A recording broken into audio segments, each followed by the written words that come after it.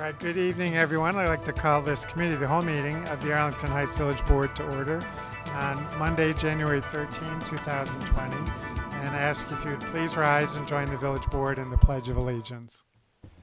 I pledge allegiance to the flag of the United States of America and to the republic for which it stands, one nation, under God, indivisible, with liberty and justice for all.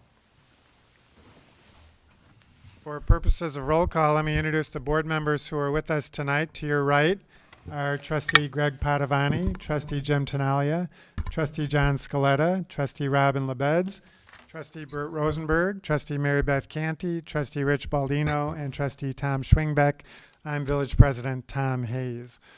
Well, this is our first meeting in 2020, so let me just wish everyone in the audience and watching at home a very happy new year. I hope everyone enjoyed the holidays.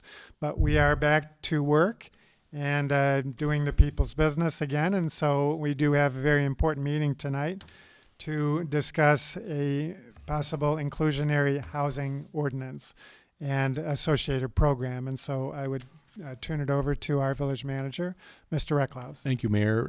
Tonight we're going to be talking about, as you said, possible updates to our inclusionary affordable housing program.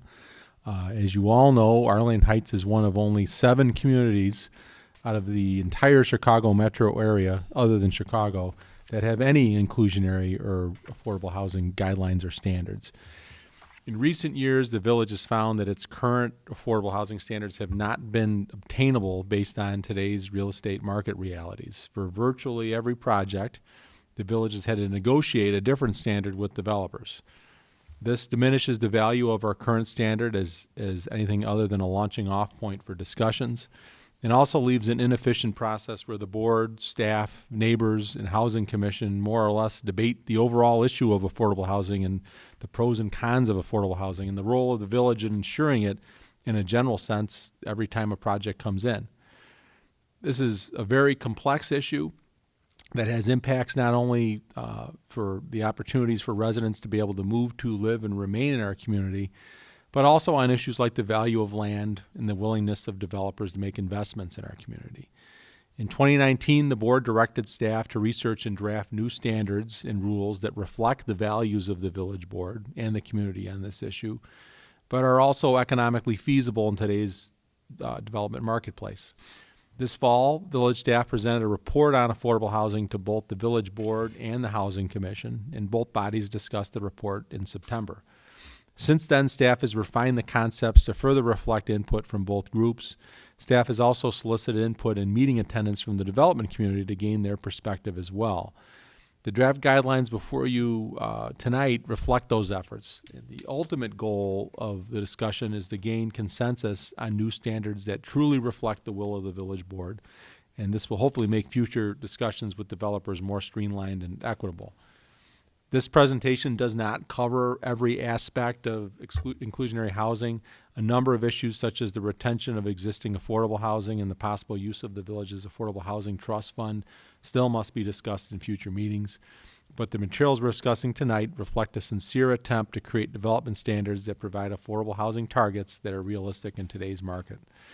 Charles Perkins will be presenting the draft standards, highlighting differences between the staff and Housing Commission recommendations. And while we'll be reviewing the entire draft policy, we will go back and solicit input on the individual sections and concepts once we get through it. At the end of the evening, staff hopes to get direction and feedback from the board on what other information or steps they would like us to take prior to considering an ordinance to formally update these standards. With that, I'll let Charles Perkins, our Director of Planning and Community Development, take it away. Thank you. Good evening, everybody. To start with, I'll just do a brief recap on what inclusionary zoning is. It's a requirement that residential developments include at least some affordable units for people or persons with low and moderate income. It could also include impact fee or linkage fees, which some communities use. There's been a lot of studies and articles written about the affordable housing crisis in the country. From coast to coast, communities are looking at what they can do on the inclusionary housing front. By 2016, there were almost 900 jurisdictions nationwide that had some form of inclusionary housing ordinance. Most of those are in states that mandate inclusionary housing, such as Massachusetts, New Jersey, and California. But more and more communities throughout the country are going down this path. Locally, as Village Manager Reckless mentioned, Arlington Heights has a current guideline. There are 7 communities in the Chicago metro northwest area out of 284 communities that have either an ordinance or, in our case, a current guideline. Crystal Lake is a recent addition. Theirs is a voluntary program. So jumping right in, as the board is aware, we've had our guidelines in Arlington Heights since 2008. Prior to that, in 1998, the Village Board adopted a policy to further affordable housing in the community. And then last year, the board asked us to take a look at how we could refine our affordable housing guidelines, and we embarked that task by reaching out to the development community and nonprofits. We had meetings with them, phone calls with them, sent them survey. We did research on what other communities are doing, then presented that at the meeting in September. And that report was discussed on 2 occasions by the Housing Commission. And then after that presentation in September, the board directed us to draft an ordinance and bring that back to the board. So that ordinance was distributed to the board in early December as an early review. And then this past week was promoted on our website and through social media. And we also sent invites to the developers, the nonprofits, and others that we had talked to last year, that they were welcome to attend the meeting this evening. So just to go over where we are. So currently, our current requirement, as you can see, has a range of percentage of units that need to be included in multifamily for sale and rent products. There's a fee in lieu of $75,000. That has changed from when it was originally created in 2008. And then a snapshot of what's proposed is a tiered approach ranging from 5 to 10% of affordable units, keeping the fee the same, and then a small linkage fee for single family as well as multifamily units that are under the threshold. The items highlighted in red are the Housing Commission recommendations. The one in blue are the staff recommendations. So there's a few, 3 kind of key differences that I'll walk through in the presentation. So what I thought I'd do is go through each section. So each slide will have the section number. So if you need to refer to the actual ordinance, you can do that. There's also a copy of the printout of the presentation on your dais as well. So the first section, 1701, is the purpose section. It talks about the types of developments that would be covered. It talks about the affordable units being set forth in perpetuity. And it also sets forth an adjustment to the fee based on the consumer price index, and that would be adjusted on January 1st of each year. And what I thought was I'd go through all of these in case one part of the presentation will answer questions that you may have, and then we can come back and there could be maybe a discussion on section by section, whatever's easiest for the board. So section 1704 talks about the 4 types of developments that would be covered. New single family, expansion to single family by 50% or more, new multifamily, that's both rental and for sale product, and senior residential community, primarily independent living in senior communities.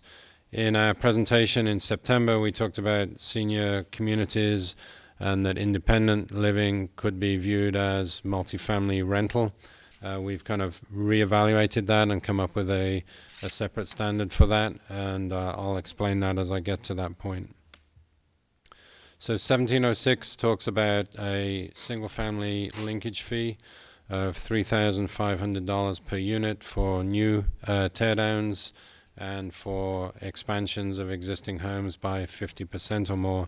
And the reason we came up with this, some communities have a fee, in some cases as much as $10,000 for a demolition or teardown fee. So we did some research. We looked at 6 homes recently that had been torn down. We've obtained the sales price pre-teardown, which is in the right-hand column highlighted in yellow. So these 6, they ranged their sale price before the teardowns from $187,000 to $275,000. And then we looked at the list prices on Zillow for currently these homes, and they range from $775,000 to almost $1 million. So clearly they've gone from somewhat affordable to not affordable. The bottom chart indicates at 80% area median income, what a 4-person household could afford to acquire almost a $200,000 home. So 2 of the homes pre-teardown would have been affordable for that family. Obviously, post-teardown, they were not. So we thought a small linkage fee that would go into the trust fund, $3,500, equates to 0.35 or 0.45% of the current list price of those homes. So we're not trying to downplay it's an extra cost, but we are starting to lose our affordable housing stock, and this would be one way to at least put some money into the fund over time, given the number of teardowns that we have each year. The next section, 1707, is multifamily rental developments. And here the Housing Commission recommended 9 or fewer be not required to provide any units. Staff had recommended keeping with our current standard of 5 or fewer not being required to provide units. We don't object to the Housing Commission's change in the standard if there were a linkage fee, and we've proposed $7,500 here. And the reason for that is if you have a 10% requirement to provide a unit, and you have 10 units and you don't provide it, it's $75,000. Divide that by the 10 units, it's $7,500 a unit. So if somebody's developing a row home unit with 7 units, they would provide 7 times $7,500. Whereas, so for example, Sigwat 16, the only one that's actually paid or agreed to pay in this under this formula, they have 16 units and they agreed to pay 1.6 times $75,000. So we felt this was kind of a equitable approach, so you don't have a smaller development of 6 or 8 units paying nothing, and then 11 units or 10 units would have to pay $75,000. In looking at the market rate rental apartments, one of the things that we discussed at length with the developers over the course of the last year is the impact on their development, both their cash flow on their lost rent and also the value of the development. So this chart explains what at 60% area median income, what those rents would be on the left side, and then the market rate proposed rents, which is taken from Arlington 425, then the monthly difference that was lost, and then the 12 months loss. And then we assumed a capitalization rate of 6.5%, which is fairly consistent in the Chicago suburban market, and then calculated what the lost value per unit would be. So if a developer is looking, after they've built the development, they're looking to sell it, a lender or purchaser would be looking at their cash flow and their rents. So obviously they're getting less rent, so there'd be less value. Also, when they're trying to build the development, the developer, the lender would be looking at this as well, and there would be this would impact their loan and loan-to-value ratio. So having said all that, that's why we believe that the current 15% of units is too high. Sorry, do you want to talk a little bit about what just remind everyone what the difference between the 60 and 80% AMI, how that works? Yes, so maybe I'll ask Nora to explain that so that it's calculated each year by HUD and the state. Do you want to go? Yes, it's calculated each year by HUD. Then the standard that we normally use is the numbers that are calculated for the Chicago area, which is the Joliet, Chicago, Naperville metropolitan standard area. So, and I'm sorry to interrupt, but I think it's an important point. So for you get the average income, and then, if we're looking at affordable, we're going with the 60% level. And then you assume that person is going to spend, is it 30% of their income on housing. And so that's where these ratios come from, correct? Yes, that's correct. So like a one-bedroom unit here, the 60% AMI rent is $1,000. That's 30% of a person's income, a one-person household. And I think the 60% AMI is about $37,100. So that's about 60% of that. If you go with 80% AMI, which typically you do more in a for-sale product than a rental product, then those rents would go up to about just over $1,200 for a studio and $1,337 for a one-bedroom unit. But the state, for the 10% requirement that they require, they look at 60% area median income. And so that's why we're recommending staying with the 60%, which is in our guidelines now. Sorry to throw a lot of numbers at you. So as we looked at our guideline, currently again, for larger developments, it's 15%. In September, we proposed a 3-tier approach: downtown, community-wide, and then developments that have some form of public assistance. And so for downtown, staff was proposing in the blue 7.5% of the units be affordable, and it could be achieved in a couple of ways. One, voluntarily, but that's probably unlikely. Second is along the lines of what we were able to negotiate with Arlington 425, which is 5% of the units be actual units in the development, and then 2.5% at a lower fee of $25,000 per unit, and that's what Arlington 425 agreed to. Arlington Downs, we negotiated a little bit before that. They agreed to 9 units, which is about 3.5%, and 4 units with the $25,000 fee, combining for 5%, which is kind of what we're looking at for the community-wide approach. The Housing Commission thought that those numbers should be higher, 12.5% overall, and then broken out with 7.5% being provided in the development and 5% at the fee. So staff is looking for direction from the board on which of those scenarios is viewed best. We would like to see more, like the Housing Commission would. We are concerned about going too high and potentially stifling development.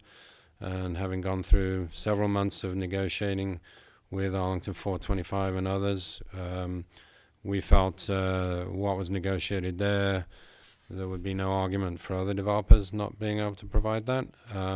But going more than that, we were concerned about potentially stifling development, especially as none of our neighbors at this time have any kind of affordable housing requirement. The next section, 1707B2, this is market rate privately funded developments, community-wide that are not in the downtown. So the proposal here is 5% of the units to be affordable within the development, and if the developer can demonstrate that it's not feasible, then the fee would be $75,000 for 10% of the units. And all of these 3 scenarios will be based on area median income of 60%, and then 30% of their income going towards housing costs. The Housing Commission concurred with this as well.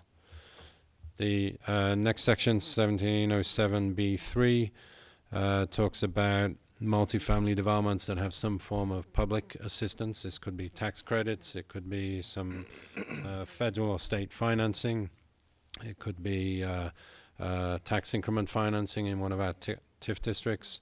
And here we felt if they're getting some kind of public assistance, the percentage should be a little higher at 10%, and there would be no fee in lieu of option. Looking at the multifamily for sale developments, as I'd mentioned earlier, we'd proposed a linkage fee of 7,500 units for developments. If we go with the Housing Commission, 9 or less, and then 10 or more would be required no affordable units in the development on a for sale product, but 10% of the units would be required to pay the fee. And the difference between Staff and the Housing Commission here is staff had proposed a 75% flat rate fee. The Housing Commission had proposed a kind of graduated scale fee where, for example, a $300,000 unit would pay a lower fee and a $600,000 unit would pay a higher fee. And that is probably more equitable. The challenge there is, at what point do you collect the fee and at what point do you make the calculation? So normally we collect probably 90% of our fees, if not more, at the time of a building permit. Usually at that time, a developer hasn't priced their units, they haven't probably marketed them in all cases. The economy could change and the pricing could change. So the next best point to collect would be an occupancy permit when they're issued an occupancy. Again, they may not have sold all of those units. So at some point there'd have to be an estimate based on market value. And certainly we could write some language that says that the fee is X% based on market value that would be calculated at a certain point in time. We hadn't developed that until we seek direction from the village board. So if the board would like us to go in that direction, we could do that. So for example, 15% on a $300,000 unit, if that were the ratio, would be $45,000. On a $600,000 unit, that would be a $90,000 fee. So, the more expensive the unit, the higher that price, the fee in lieu of would be. So staff had proposed a flat rate fee. It was simpler, easier to administer, but we certainly could take a look at the graduated fee if that was the direction of the board. We then looked at the senior residential communities, and in September, we indicated that we had had communication with some of the senior developments in Arlington Heights, Lutheran Home, the Moorings. They explained their products and how memory care, assisted living, nursing home have so many more costs and so many insurance products. It's very hard to carve out some affordable component. They also indicated they do have a gift-giving program where if somebody runs out of funds, they don't kick them out of the development. They continue and use their own resources to keep them in the development. So in September, we talked about just focusing on independent living in a more typical market rate unit. But again, we looked at that, and we've talked over the last couple of weeks with the developer that's looking at doing one of these developments. It would be a for-profit development. And so we looked at a 5% affordable component. But if no units are provided, 10% paying the fee of $75,000, similar to market rate apartments community-wide. But then what we did was we took a look at how much could somebody afford to pay when we know they're getting, in these kind of developments, they're getting other amenities. It's not just the housing cost. So Nora did some research with the Census Bureau data on persons 75 and older and what they spend out on average throughout the year for major categories like housing, food, transportation, medical.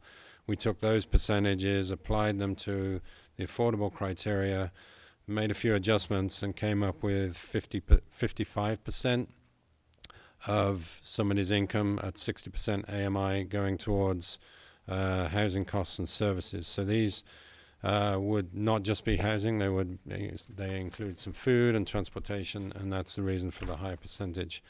This chart shows at the top, if you just stick with 30% of the housing costs, you can see on the far right-hand side the last value of the development based on a cap rate of 6.5% is more than double what it would be on the bottom chart if the resident were to pay 55% of the housing cost.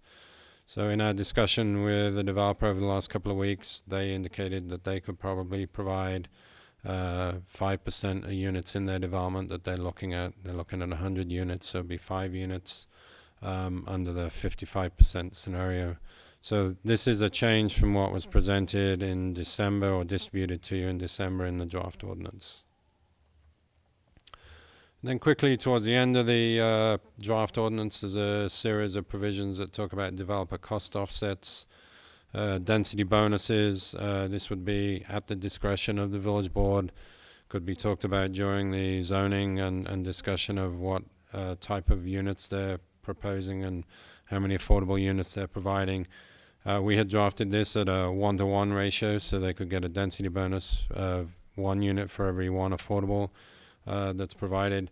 I did receive some feedback from one of the developers that we sent a link to all this information. They had suggested a higher ratio, 1.2 or 1.5 units as a density increase for every 1 affordable unit. So that's something that could be considered. We also proposed some fee waivers, no out-of-pocket fees or bonds or impact fees.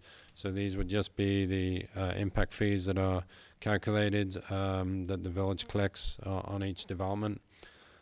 We also have a provision, again at the discretion of the board, that a downtown development, in lieu of providing on-site parking for the affordable units, typically an on-site space is about $35,000 for each space. If the village had spaces available, could choose to sell a discounted permit for those affordable units, or for some of those affordable units. Again, trying to find a way where a developer can meet these requirements and we can still get the development downtown. So the top one and the bottom one are discretionary, subject to the village board concurring with those as they review a project. Section 1711 talks about integration of the units within the development. The appearance should look similar. The technology, HVAC, things of that nature should be compatible with the market rate units. The interior components could be different as long as they are contractor grade or higher. We also propose where some of the units, if they choose, if the developer chose, could be smaller than the market rate units, but in no case should they be less than 75% of the market rate units, and obviously not less than the minimum zoning code requirements. Then there's a section 1712 talking about alternative contributions. So some communities have code provisions that we've researched that allow, again at the discretion of the board, to allow a developer to provide alternative methods of providing the affordable units. So one example could be a developer has a larger parcel that is being master planned. They have several different parcels. They want one parcel. One element of that development could be market rate units. They could potentially partner with a non-profit and get affordable housing on the adjacent piece. So that is an example of how that could work. We've set some standards. So downtown, it needs to be within 1/4 mile, and community-wide within 1/2 mile. And then section 1713 is the relief section. It's probably unrealistic to expect every scenario, every situation would fit, and every developer could meet all these requirements. So we need some relief mechanism based on circumstances and hardship that a developer can present their case and the board could provide relief from these provisions. So in conclusion, it is difficult to write a specific set of standards for every development in the foreseeable future. It's also unrealistic not to expect some level of dialogue and negotiation on a case-by-case basis with developers.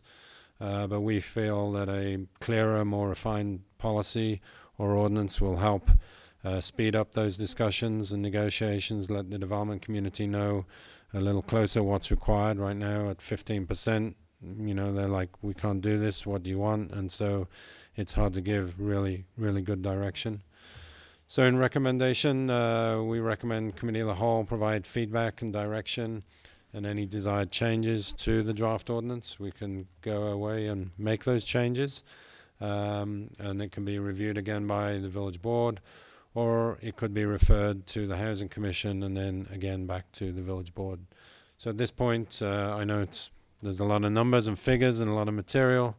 I'm happy to go back and go through point by point and answer any questions that the board may have. Maybe before we get into each individual point, if we just get general feedback, comments from the board from a 50,000 feet perspective before we get into the nitty gritty. If there's anything the board wants to Trustee Tinaglia. Just a quick question, Charles. Based on what you just concluded with here on the difficulties in the case-by-case issues, is it your recommendation that this be a full-fledged ordinance that someone has to then go back and do hardship for zoning, like a zoning ordinance, prove hardship to not be able to handle some of this stuff and in a particular case, or should it be thought of more as a set of guidelines that people follow and gives all of us, you, the planning department, us, on all the different commissions, an opportunity to look at it a little bit more openly? What's staff's thought on that?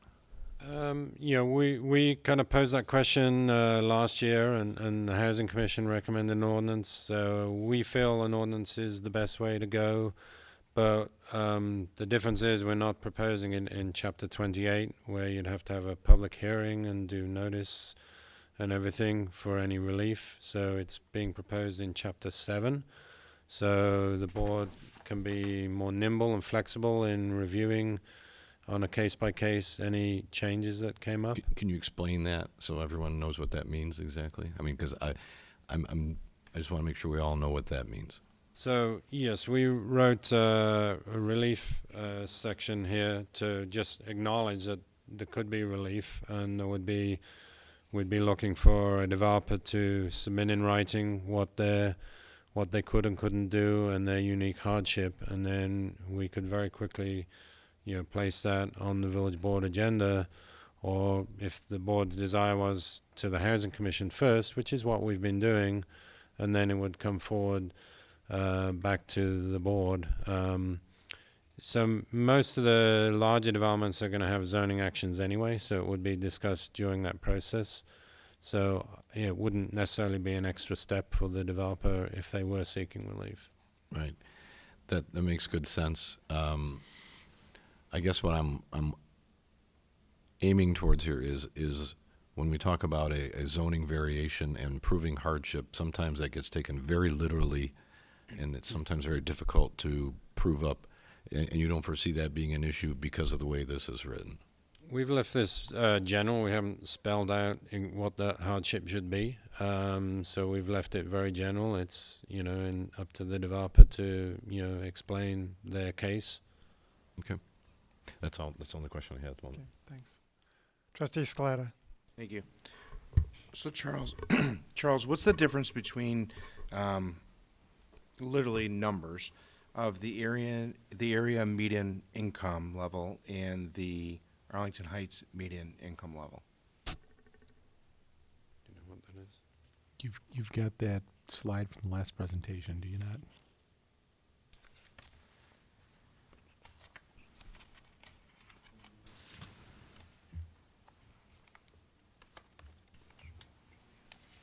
See which one it is first. Sure.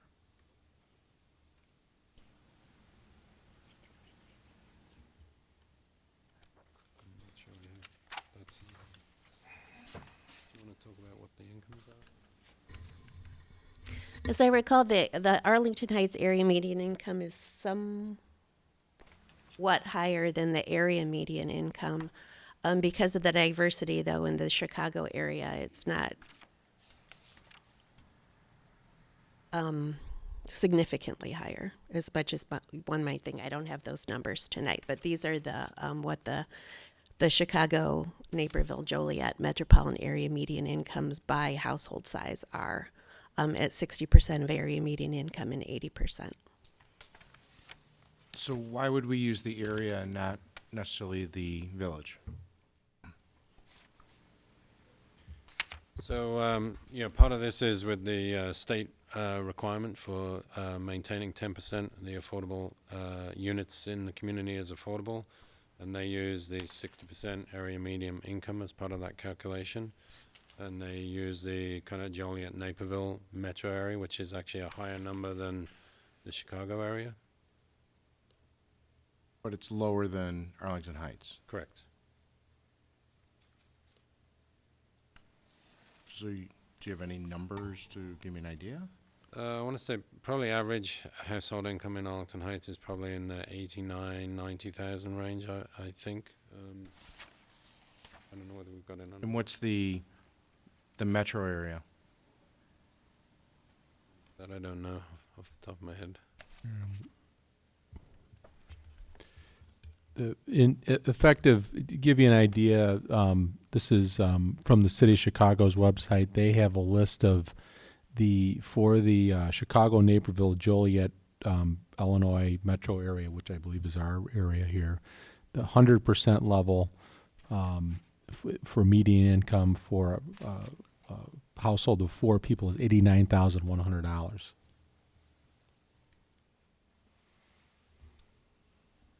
Okay, and so for the village? The village, let's see here.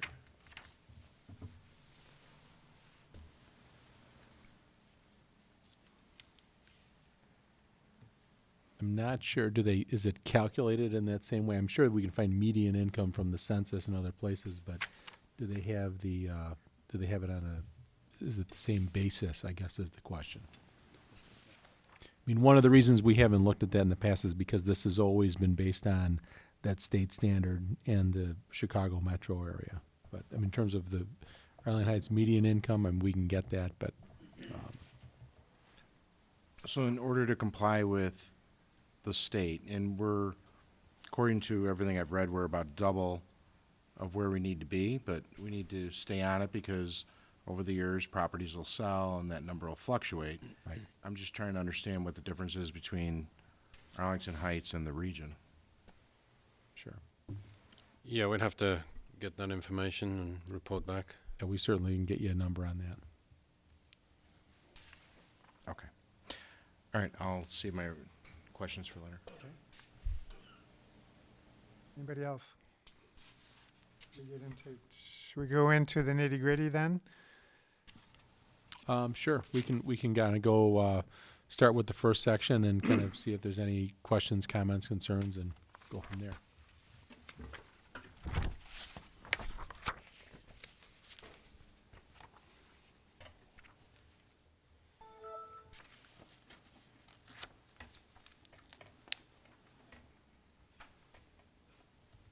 Any comments, questions on section 7-1701, purpose?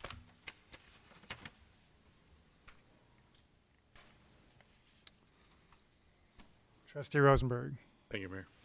So I believe previously it was mentioned that when the fund achieves a level, I think it was about $500,000, that something would be done. Can you kind of elaborate actually what would be done at that point in time, or what our next steps would be? That's going to have to be, as I alluded to in my introduction, I think that is going to have to be a separate conversation and a separate cow. What we're going to have to do is come up with a list of potential programs, uses, that type of thing that that the board is comfortable with. And we've started some of that discussion, but we've been focusing on this aspect of it, but we do anticipate coming to the board with some thoughts on that so the board can provide further guidance on that sometime in the relative near future, certainly we think within calendar year 2020. So just curious, are there other communities that have gotten to that point where they've achieved the level of, sufficiency in that fund, in their fund? And do we know what they've done with those monies, Nora? I know of some communities that have used their funds for like first-time home buyer programs, or they may be non-CDBG communities that use the funds for home rehab programs. When the trust fund task force met, it was their goal, and I think it's reflected in the ordinance, that the funds be used to contribute to the development of permanently affordable units, not payment of money that then would have to be regenerated in order to keep going. So in some way to provide gap financing, purchase land on which the affordable units are built, something like that. Okay. Trustee Rosenberg, the ordinance that was approved in 2013 does set forth 3 or 4 criteria that along the lines of what Nora mentioned, and then the next step, depending on what direction the board takes on this ordinance, would be to flesh that criteria out in more detail. Okay, thank you. Any other? Trustee Padovani. Thank you, Mayor. Mr. Recklaus, Mr. Perkins, when you do put those programs together, they will include indeed the how-to. That is, if some resident of Arlington Heights is feeling they're in that particular range, they'll know where to go, how to go to get to take advantage of this. You haven't developed it yet, but I just want to make sure that's how is going to be in there as well. Yeah, so I mean, that's going to be a big, the first step will be what's going to be the use of the funds. So the Housing Commission has talked a little bit about the desire to use funds for creating and maintaining affordable units, not necessarily for rent subsidies and things of that nature. There are other programs that are available for that. So if some household or somebody has a concern now, then they could contact either us or the health department, and we can help them on any kind of housing assistance that they might need now. Okay, as long as it's clear to the residents of Arlington Heights that if this trust money is available for affordable housing, they know how, under what conditions to apply for it and how to apply for it. That's going to be real important from my perspective. Sure. Yep. Thank you. So Thank you, Mayor. Any other questions on 1701? Trustee Tinaglia. Thanks, Mayor Hayes. So Charles, on this slide 1704 here, and as it pertains to 1706, you've got 4 different types of developments identified here.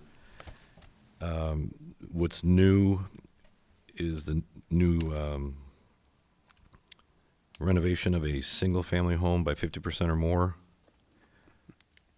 that's correct. and expansions or additions, any single-family home. And we're going to have a linkage fee. If I move my eyes to the bottom of the page here, linkage fee, is that $3,500 to that resident? Is that what that Correct. is? Yes.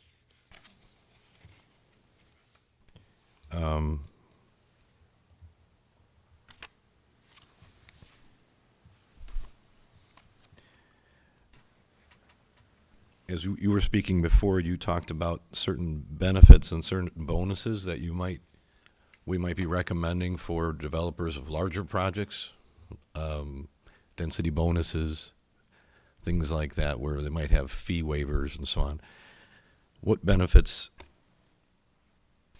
did I miss them, or are there some benefits in here that we're thinking about for the single families developments that have to pay the $3,500, or is it just it's just a fee that we have to deal with? That's just a suggestion for a fee to try to help offset a little bit some of the kind of loss of affordable single-family units that are then being torn down, or major additions that then are no longer affordable. As I look at this, Randy, I see. I have visions of when I sit and speak with clients and talk about what they're going to do and how they're going to do it and the kinds of costs that happen. And it seems like the one that is getting the easiest roadmap here is the senior living, or the programs where it's memory care oriented and so on, where we're not really, it's almost self-governed. Is kind of what you guys were alluding to before. Am I mistaken? Or is that the softest policy on those compared to the others financially? Yeah, so memory care, assisted living, nursing home facilities, we're saying basically exempt from providing affordable units.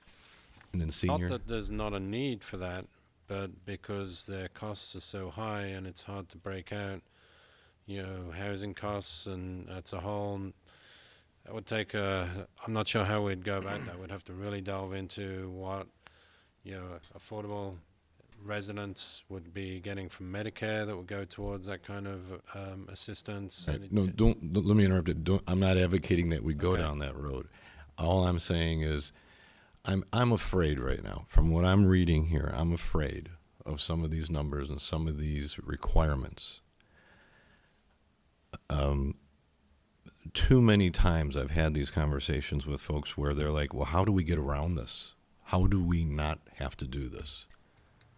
And whether it's someone who's going to figure out a way to build 49.9% renovation on their house to stay under the 50%, or they're going to choose to do a senior living proposal as opposed to a market rate rental project for younger people, I'm just afraid of the messages that we're sending here.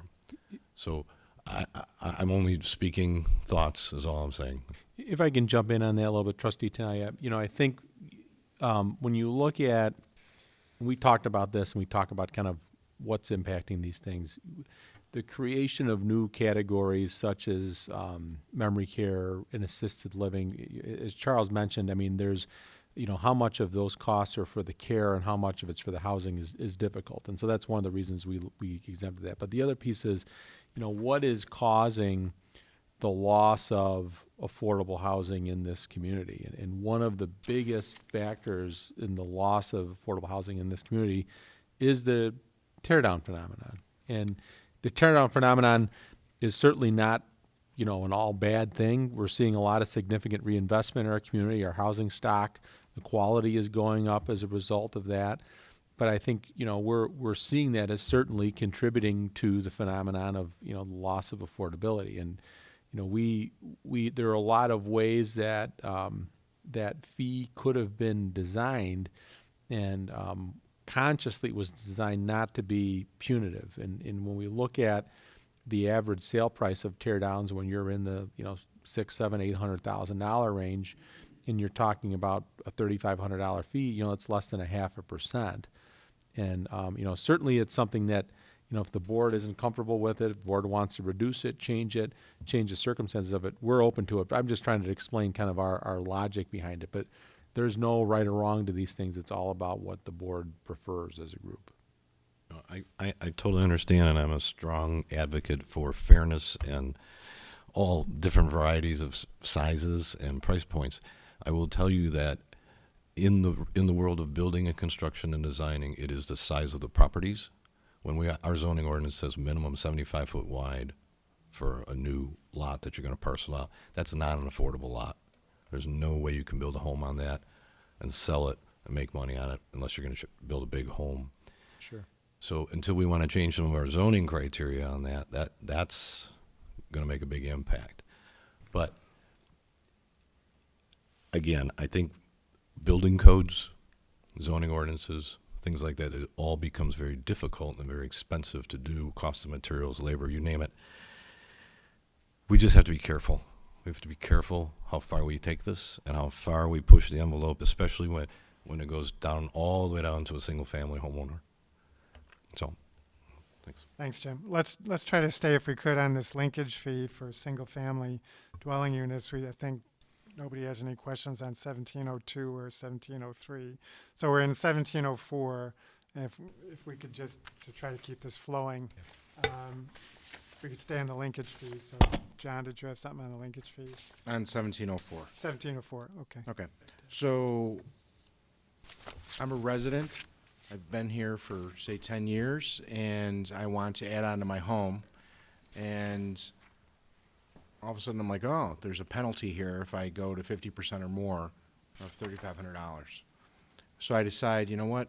Right now I'm going to build 40% more onto my home. And in 2 years, I decide, all right, I'm going to build the other 20% that I wanted. Do I get penalized after I apply for the additional 20%? I mean, how does this work?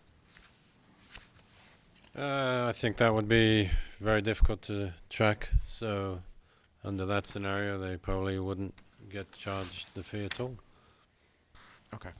You know, it's interesting, when I looked for a new home in Arlington Heights, I would always ask people, you know, why are you moving? And 9 out of 10 times, they were staying in Arlington Heights, but they were just moving to a bigger home.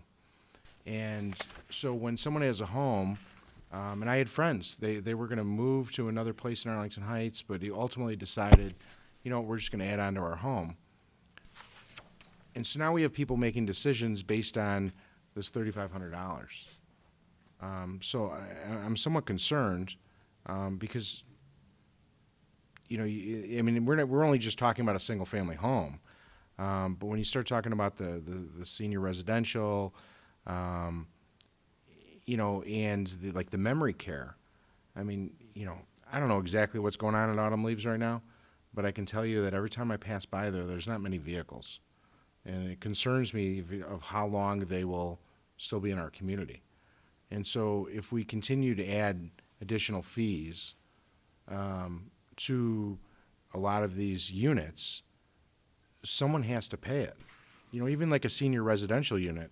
I mean, part of this is that we want to, you know, part of the concept of this entire program is that we want seniors who live in our community to be able to, you know, downsize and still live in our community and make it affordable.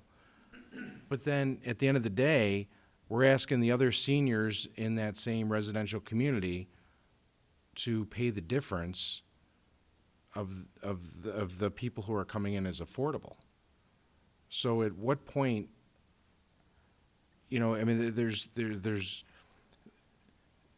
got to be a point where people start to go, oh my gosh, you know, they've now made it more expensive for me to live here, to someone who may be able to afford the unit, but now it's even more expensive because we're subsidizing someone else. If I'm hearing you right, what you're saying is sort of given development that's at market, and if they have a requirement to provide X amount of affordable housing, what you're saying is the money that you know that the developer or the property owner will lose by making those units affordable, that's got to come from somewhere. And one of the likely places that would come from is they're going to have to make everyone else's rent that much higher to make up that difference. Is that? Yes. I mean, I think that happens with the entire program. Sure. We just have to understand at what level we're willing to try and push this forward. Because at the end of the day, you know, you have a 100-unit building, and let's say that it's 10% has to be affordable housing. You know, I think that, you know, everyone thinks, oh, you know, the developer will take a haircut. And I don't think that's necessarily true. So I think that, you know, when we were looking at those numbers of the 60% median income level, and their rent is half the price of the regular rent, it has to be made up somewhere. So you're now having 90% pay for the difference in rent of the 10%. And I'm just trying to figure out, well, you know, what's the level that we're willing to do this? And so when I look at, you know, when we look at expanding or additions to existing single-family homes, we're now, are we sending a message to people that, you know, we'd rather you go buy a new home in Arlington Heights, or we'd rather you move out of Arlington Heights? I mean, it's like you're penalizing people for taking their existing home and adding on to it if they go 50% or more. Well, you know, it can be viewed that way, and I could see how some people might think that. That wasn't the intent of drafting this. So the intent was many of these, you know, if somebody's doing an addition by 50% or more, and they've got a, you know, 1,500 or 2,000 square foot home, and they're doing a 1,000 square foot addition, they're probably spending $150,000, $200,000 plus on that addition. That home is no longer affordable. Is the way to have just a little bit go into a fund that could help the whole affordability program. That's the way we looked at it. But if the board doesn't concur with the 50% provision, that could come out. I mean, that's the purpose of the meeting tonight is, you know, what does the board want to include in the ordinance or not? And we kind of made some proposals, and I can certainly see how it could be viewed that way. But that wasn't kind of how we were thinking of it. There's no intent in the entire program that you're presenting. I think that is done in a way to penalize people, but you can start to see that these are fees that are being charged. And when there's no end game for the fund, of what we're going to do with the fund. I mean, there's lots of hypotheticals of what are we going to do with the fund, and how are we going to use that fund, you know, so that we can increase the amount of affordable housing in Arlington Heights. That we're just creating, we're adding to this fund, and we are charging fees to residents to add on. I mean, it's not like we're talking about a tear down. We're not talking about a developer who purchases the property and then adds on to it. We're talking about residents. So the more that we expand this affordable housing component, we are now asking all of our residents to pitch in to cover affordable housing. You know, when you talk about a new development, you're saying, okay, well, the 90% are going to help the 10%. And so then you have to figure out, well, are the 90% willing to pay more to live in a building where they're helping other people? I mean, I don't know even if that's part of the sales pitch. You know, and I'm not a big fan, and I'm getting ahead of myself, and I'll stop, Mayor, but I don't know that it makes sense that we have like these separate developments. I mean, part of what the concept of affordable housing is to have people who make less than the median income level to be able to live in the same building or people that are making the median income level. So that what we're not doing is creating these housing structures where you have people that are not making as much living in separate buildings. I mean, we're trying to keep everyone together and not isolate people or, you know, I mean, right now we have a building in downtown Arlington Heights where people go, that's the building that's Section 8. You know, and I think that with what we're trying to accomplish is to have people live in the same building as other people so that you don't have a stigma placed on a building by saying, you know, oh, you live in that building. And so I'm somewhat concerned about the proposals, and I don't necessarily have all the answers, but I know that when I look at this and I talk to other people who are asking me questions about the affordable housing component, about how this is all going to play out. Thank you, Mayor. If we could, let's stick to this issue, and it is specifically the provision in 1706 dealing with the 50% or more increase to single-family homes and the associated $3,500 linkage fee. So let's try to come to some consensus on this. Do we want to leave it as is, modify it, or take it out? Trustee Rosenberg. So, Charles, you have a person who comes and buys an existing home that, let's say, is 2,500 square feet, and it's $250,000. So let's say they add 40% more, 1,000 feet. So now it becomes a 3,500 square foot house. So based upon what I'm reading here, that would not qualify, correct? Correct. But yet this person is buying the house for $250,000. Let's say they completely tear it down and build a new structure, and let's say it costs them another $500,000. So now they have $750,000 into this house. So when you were doing this illustration, you had on page 6, slide 11, you know, where you compared the market value of the houses versus the sale price. Mm-hmm. What you don't take into account is how much money they've put into the house. Well, this looked at just the tear down scenario. So they acquire the existing home, completely tear it down. So the previous sale price is basically the land value. So you're saying that somebody who sells a piece of property for $200,000, it's now worth $845 without a structure on it? No, the 2019 list price is with the new structure on it. Okay, but what I'm saying is you don't take into account the cost that person has put into that. Correct.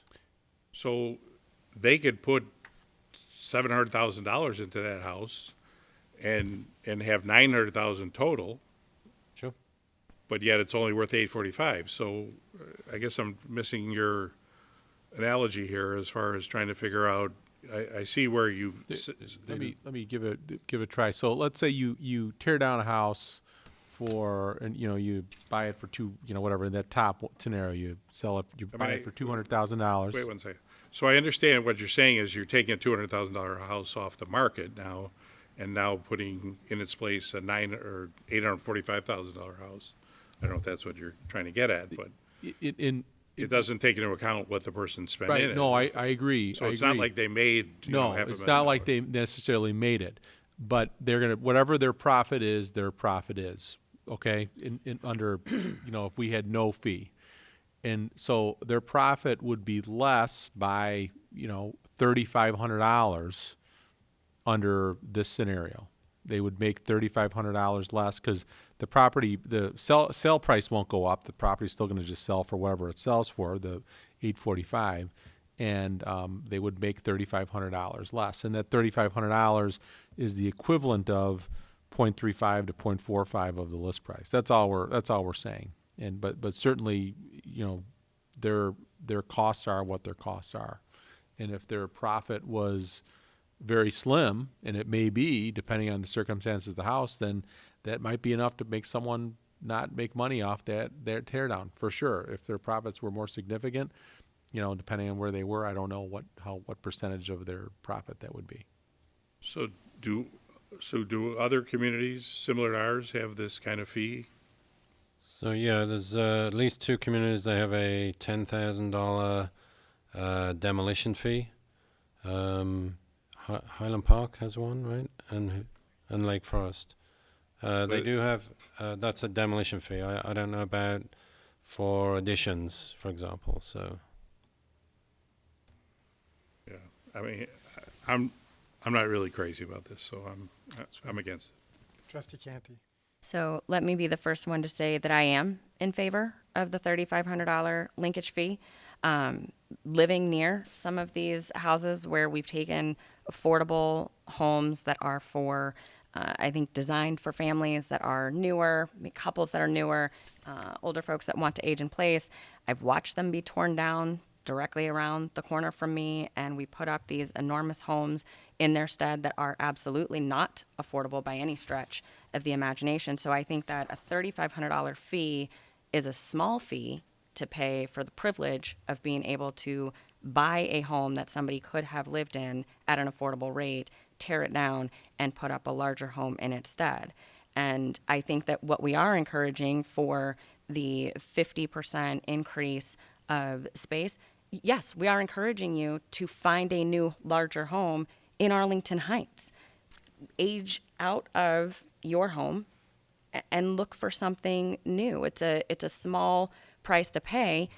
You are now making a $3,500 choice of building a new home or moving somewhere else and letting somebody else also have the opportunity that you had to buy into our village and all of the things that come with it. So I'm very much in favor of this linkage fee. I think it puts us on par with some of the best communities around us.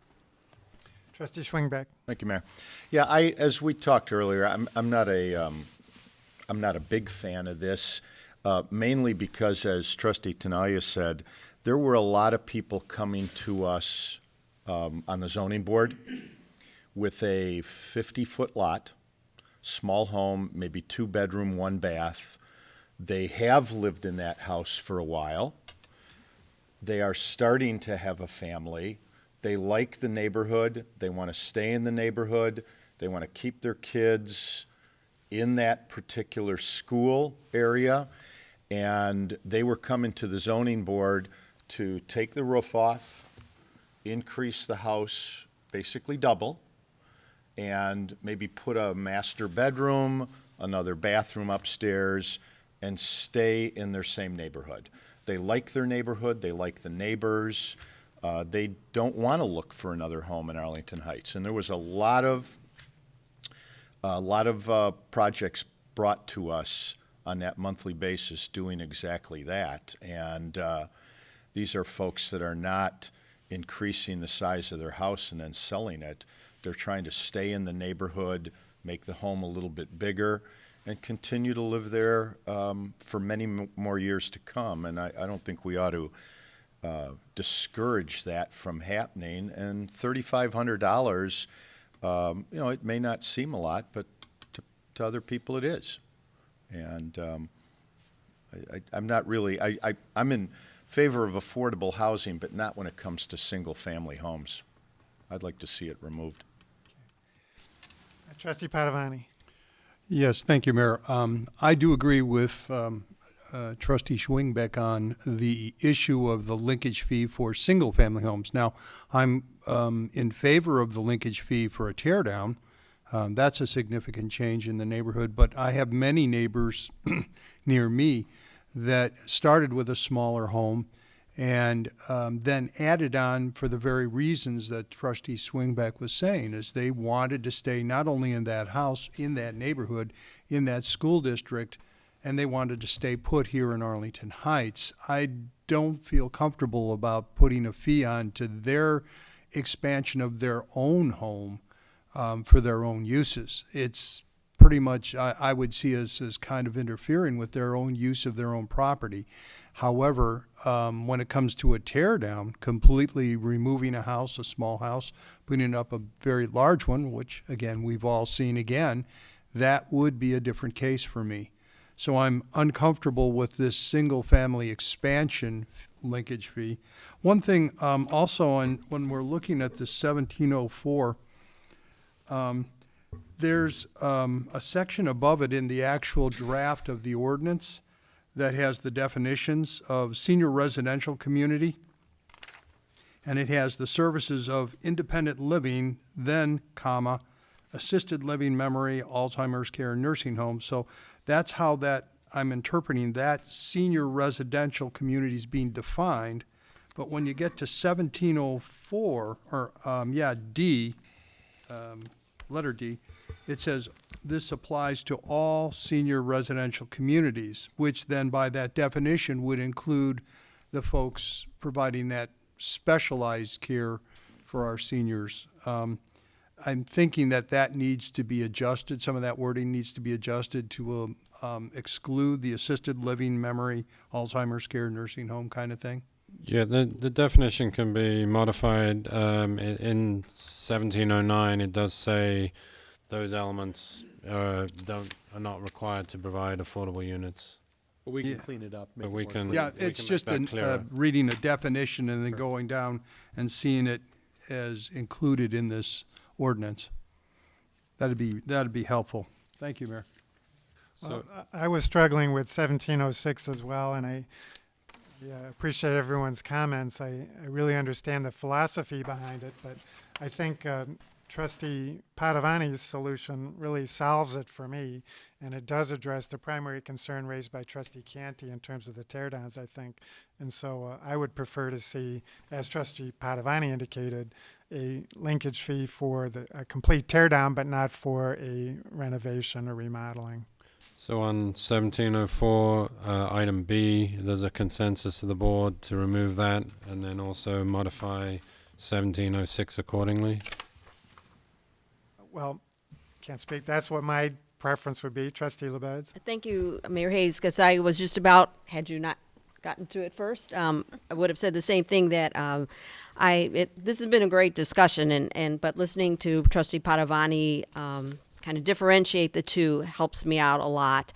I don't like the idea of people feeling forced to move to another neighborhood just because they want a bigger house.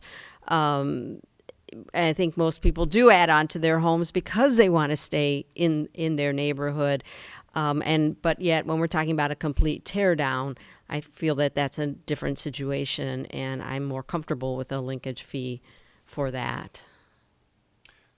Trustee Baldino. Thank you, Mayor. Yes, I totally agree with Trustee LaBedz on that one. This is really targeted at teardowns. And Charles, when you were talking, you said we have several teardowns going on at any one. Do we know how many that is? I'm trying to get at what kind of revenue this would generate for the trust fund. So in 2018, we had 26 teardowns were approved through the design commission process, and in 2019 through midway November, 23. So Okay. in the upper 20s each year. Okay, so at a $3,500 fee, that would be a significant contribution then, is I guess the point. Yes. Okay, yes, and I'm absolutely agree that this should be more targeted toward teardowns instead of a current resident who's trying to change their situation. Thank you, Mayor. Trustee Scaletta. Thank you. Two questions, and one of them is more of a legal, and I'm not sure where you guys will go with it, but what if a developer were to purchase an existing single-family home and then add on like 150%? You know, this obviously wouldn't cover it if we're, because I like my colleagues don't agree that the additions to an existing single-family home should qualify for this linkage fee. But I also think ahead, thinking, okay, well, what if we change the way the developers are working? And what if they start to buy these smaller single-family homes and decide, okay, you know, I'm just going to add on to this. I guess it's only $3,500, so maybe that wouldn't really matter that much to them. But I'm just wondering, you know, we're trying to protect the existing residents, not necessarily a developer coming in to make money off of it, and so why shouldn't they put into the fund? And we see this all the time, actually. What we classify as a teardown may not be classified as a teardown by the developer, so we would have to define that. We've seen cases where they've left a chimney to build around for property tax purposes, or they've left part of a foundation or part of a basement, but everything else is gone. So we would define that, and then just have to work with that within that definition. Okay. And then the second question is, when you talk about senior residential communities, you know, we're trying to encourage senior residential communities, right? Yes. So we did a study a few years ago. We were one of 5 communities, our neighbors. We commissioned this study, and that study showed a severe lack of affordable senior housing. But we're not saying provide units for memory care or Alzheimer's or nursing home or anything like that. We're just talking about independent apartments that also have food and entertainment and things like that. Okay. And so somebody builds a unit or a building with 10 units, they then have to pay $35,000 into the trust fund because they're trying to provide a residential community for seniors. Well, it would be based upon the thresholds, so it would be 10 or more units, and then, 5%. So under that scenario, they would, just be paying, half of the 75. So, yes, that's correct. Half of the 75 would be the fee that they would pay. Yeah. 75,000? Yes, half of that, yeah. So we're talking about $350,000 then? No, it would be like 37,500. Okay, so 10 or more, 10 it would pay half of the $75,000. Right. Yeah. Sorry about that. It's okay. No, I'm just trying to follow along. So are we saying it out of one side of our mouth that we want people to come here and provide additional senior living communities, and then at the same time saying, we want you to put more money into the trust fund? Well, I think the board has been clear, and in the purpose section of the ordinance says the desire is for actual units in the development. Most senior, we've talked to a number of senior developers that develop senior, for-profit developments, and they're all talking about significant number of units for the independent, and then it gets less as you have assisted living, and a little less with nursing home, and a little less with memory care. So they all have all of those components together. But the independent is just like a market rate apartment, but they have food service and other things. So just for easy numbers, somebody builds a 100-unit building for residential community. How much are they paying? If it's independent senior, it would be 5 units provided in the development. So the other 95% would subsidize the 5? In theory, yes. In theory, okay. Okay. Right, let's, if there's consensus then on this and enough direction to the staff on 1704 and 1706, let's go to 1707. So I just want to repeat it for the record, and I believe Trustee Rosenberg, did you want to Well, I guess one of the issues I have with this whole thing is, as I alluded to before, is that without knowing the purpose of where all this money is going, we're kind of creating the mechanism for it.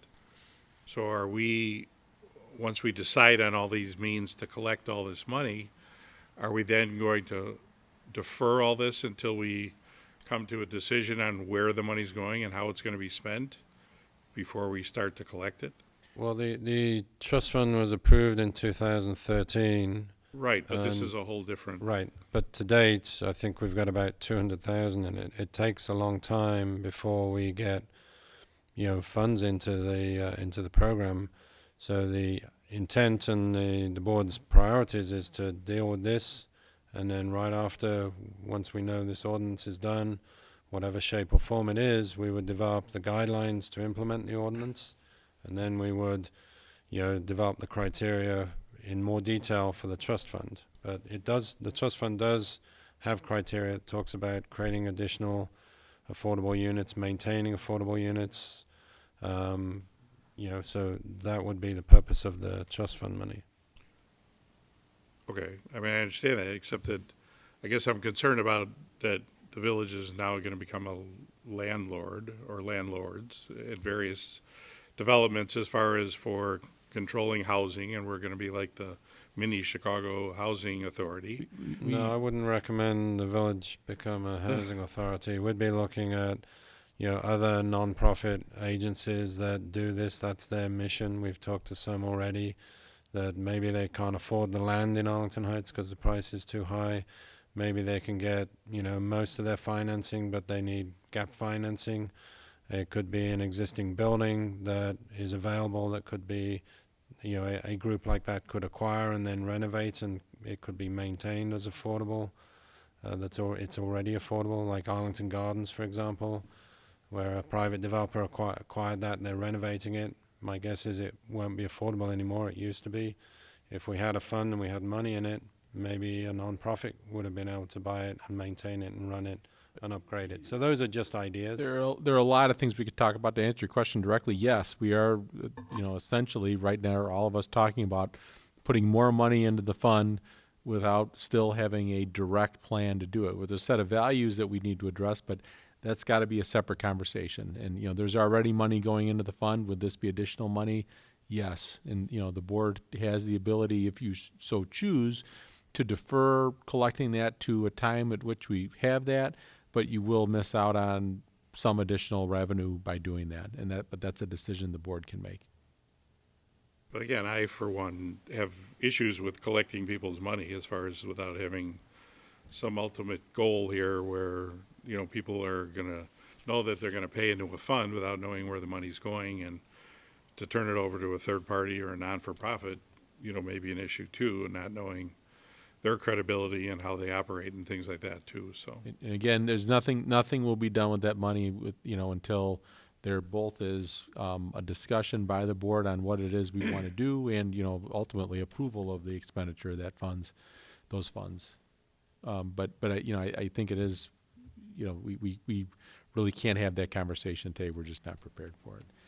But one question I had, just to be clear, if I could, Mayor, so what I'm hearing from the board, if there's consensus or at least a majority, that you're not comfortable with charging the linkage fee for expansions of existing homes, but there is interest in charging the $3,500 fee for true teardowns, and staff will have to work on a definition of teardowns, which will be considered when the ordinance is put together. But is that generally where that comfort level is? Yes. Just looking for nodding heads. Okay, Yes. we can do that. Just want to confirm that for the sake of the minutes. Okay. So let's move on to 1707 then. Lots of different decisions that need to be made with respect to that. And Charles, why don't you walk through them again? I think the first one is in 1707A. Yes, so this covers a couple of them. It's really the threshold at when the provisions kick in. Currently, our guidelines say 5 or fewer are exempt, and 6 and above either provide units or pay the fee. Staff had recommended keeping at that. Housing Commission recommended 9 or fewer being exempt and not provide actual units, and 10 and above, either providing the unit or paying the fee.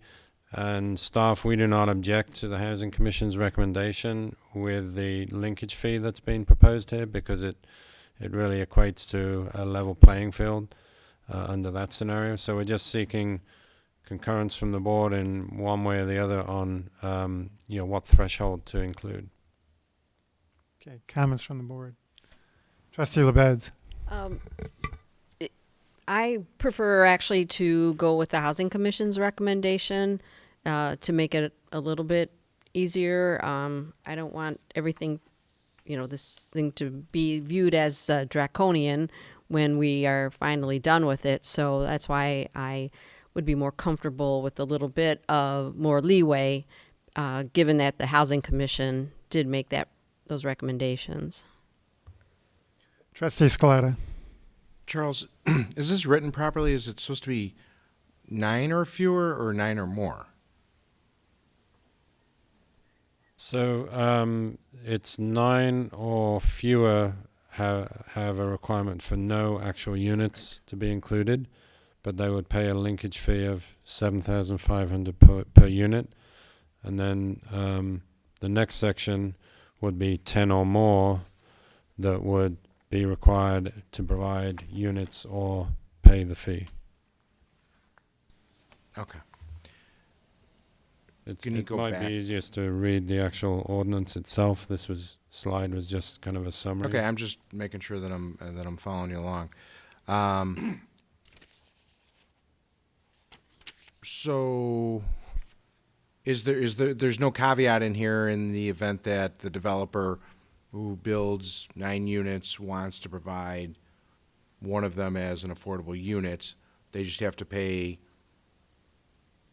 for my easy math, if they had 10 units, they'd have to pay $75,000 to build their building, even if they wanted to have one of them as an affordable housing. There just is no way. It's just linkage or don't build. Yeah, elsewhere for the higher level, there's a provision that allows a voluntary provision of the unit. We could add that.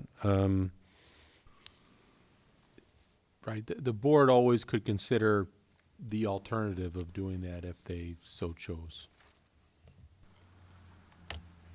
If the developer offered a voluntary unit, and then as a result of that, the board wanted to offer them relief from the linkage fee requirement, that's something that the board would have the authority to do as written.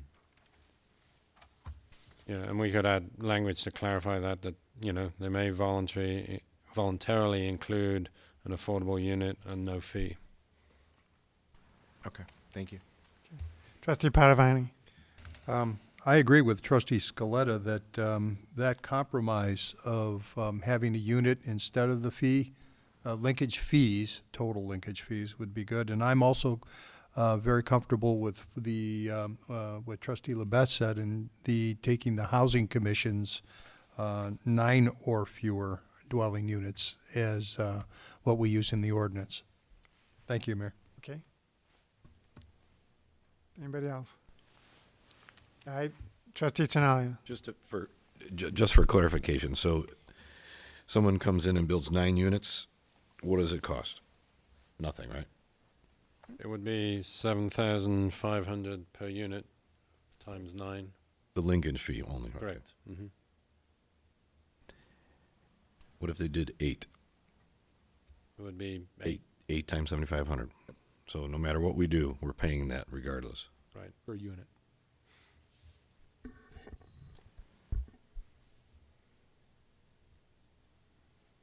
Then I'm not sure I'm missing something here. So what is this threshold of 9 or fewer units being exempt from requiring a linkage fee? It's exempt from providing units. It's not exempt from the linkage fee, whereas 10 or more, the requirement is to provide units in the development in the 3-tiered approach. The question is written a little bit inexactly. That's what I'm getting yeah. at. Maybe Trustee Scaletta was trying to say what I'm trying to say. No, you're correct. Yeah, There's a threshold of 9 or fewer units being exempt from requiring a linkage fee, but that's not accurate. That's not really what we're looking at, correct. Okay. Correct. If you go to the actual ordinance, the language is written, as we're proposed. This was just kind of a summary to put up there. I get it.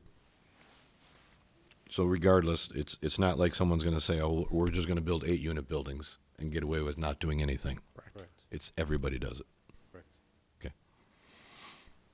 All right, Trustee Scaletta? Just a quick question. So, is it possible that somebody could build an 8-unit residential community for seniors?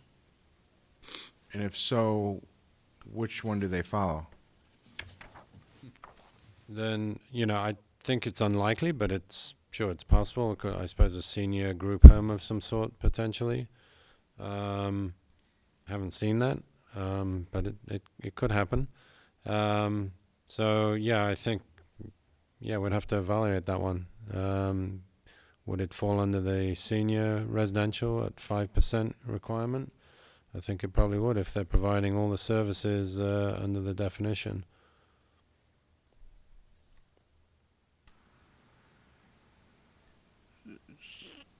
So, a residential community, do they have to provide meals? They typically do. That's why we increase the percentage of income that could go towards rent and food, and they provide food and transportation and entertainment. That's why their rents are higher. Okay. What if I just built a building, but you have to be 65 or older to live in there? Mm-hmm. Is that considered a senior residential community? No, that would just be a market rate apartment. Okay. Okay. Trustee Schwingbeck? Thank you, Mayor. Charles, the one thing I don't have an answer to is, have there been many developments in our town of 9 units or less? I mean, 9 units or less seems like a very small amount of rental units. There's quite a few around the downtown, smaller rental units along Northwest Highway, east of Mariano's, for example. There's a lot of probably 6 or 8, flat units. We haven't seen many recently. We have in the for sale product. There's a townhome development on Evergreen, just west of Arlington Heights Road. It's a 3-unit development. They weren't required anything, and then Block North, Sigwalt 16 was required. This equivalent of what we're talking about here. So there's a little difference there. I think we'll see more infill units like that. So do you think on a small piece of property like this, where somebody can maybe only put in, say, 6 or 7 units with this fee of $7,500, that they'll just say, you know what, I'm going to go down the railroad tracks a little bit and find a piece of land in Mount Prospect? It's it's possible. It's hard to say. I don't know.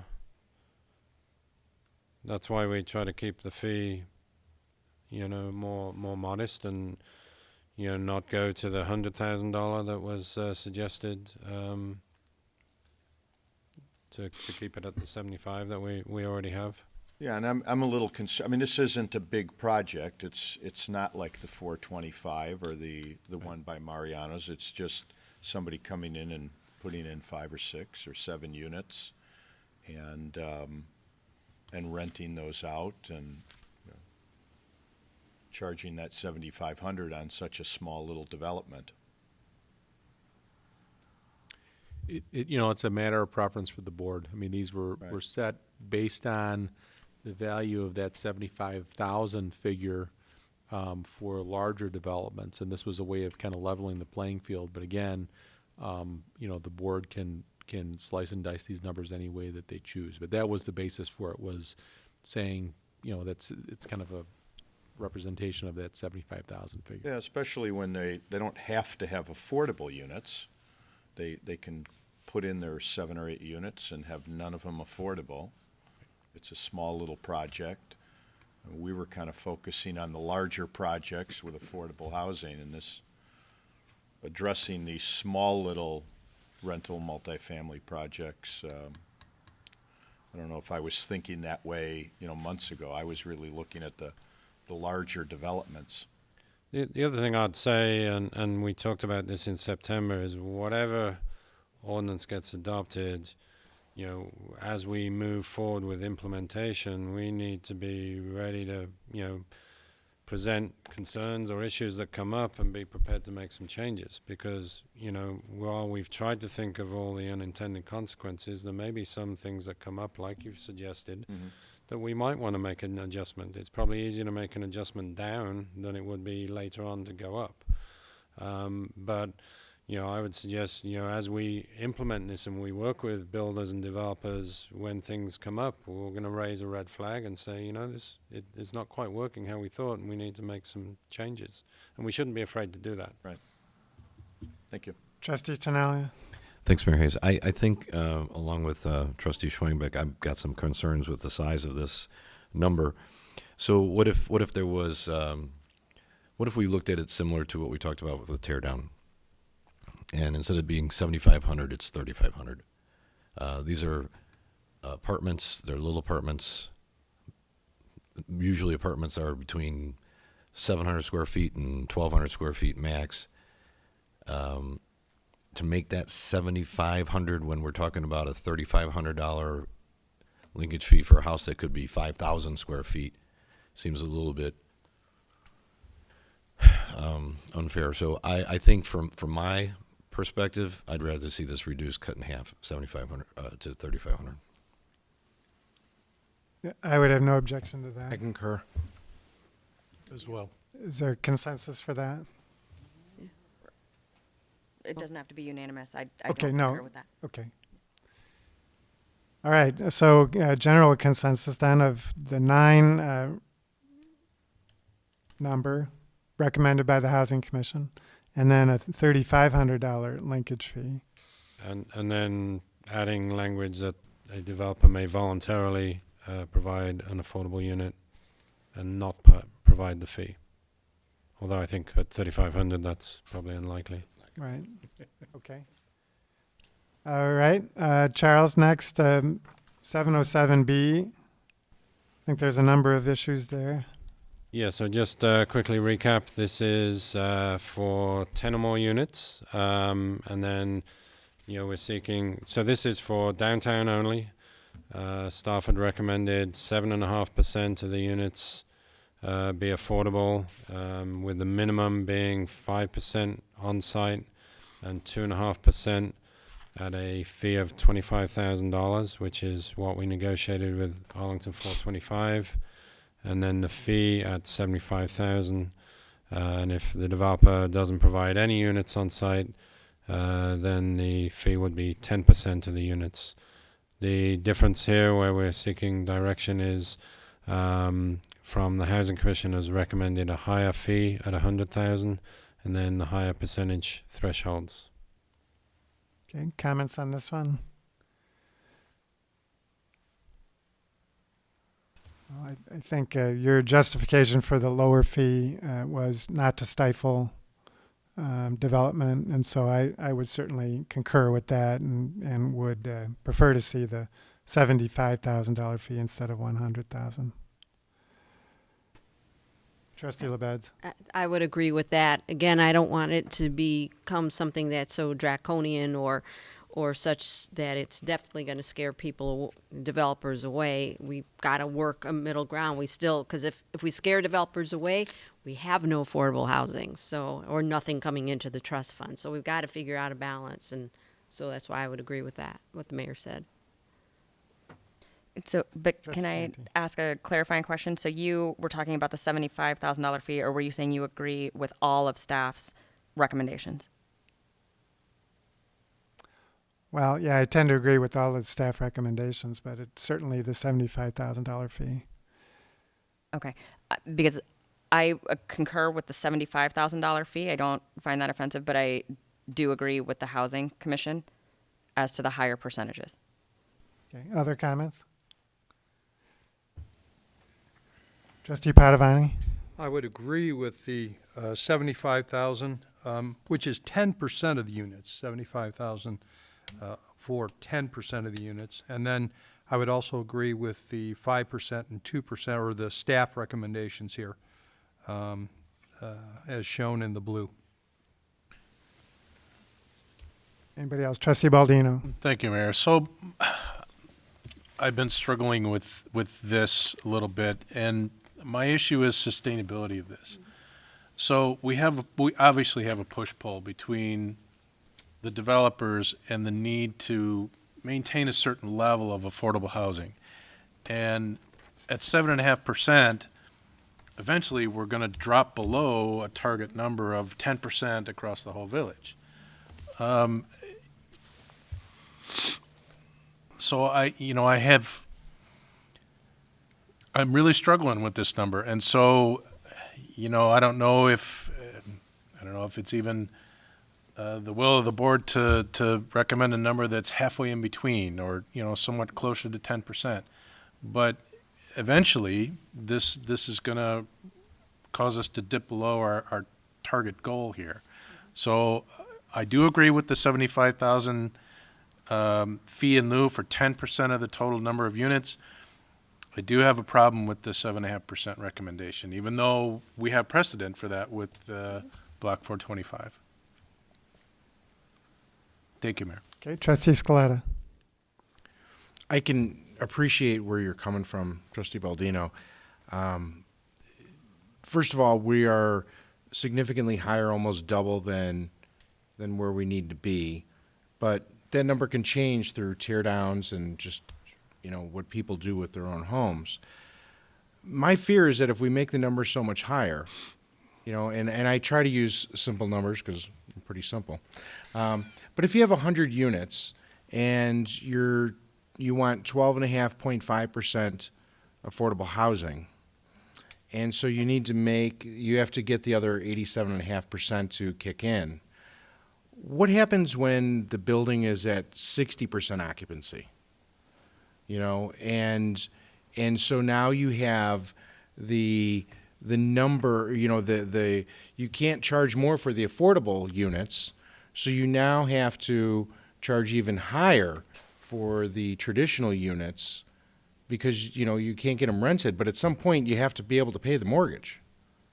And so I get concerned that if we play with these numbers too much and we set it higher just because it makes us feel better and that we're adding more affordable housing, that at the end of the day, we may not have the people that are willing to pay the difference on the rent of the affordable units. And so I'm really concerned that we set this number or this threshold too high, that we're going to end up with problems with developments. The last thing we want is a large development to go into foreclosure because they're unable to, collect the rents from the 87.5% of the building because they only have like a 60% occupancy. Trustee Tinaglia. So I think there are only two choices.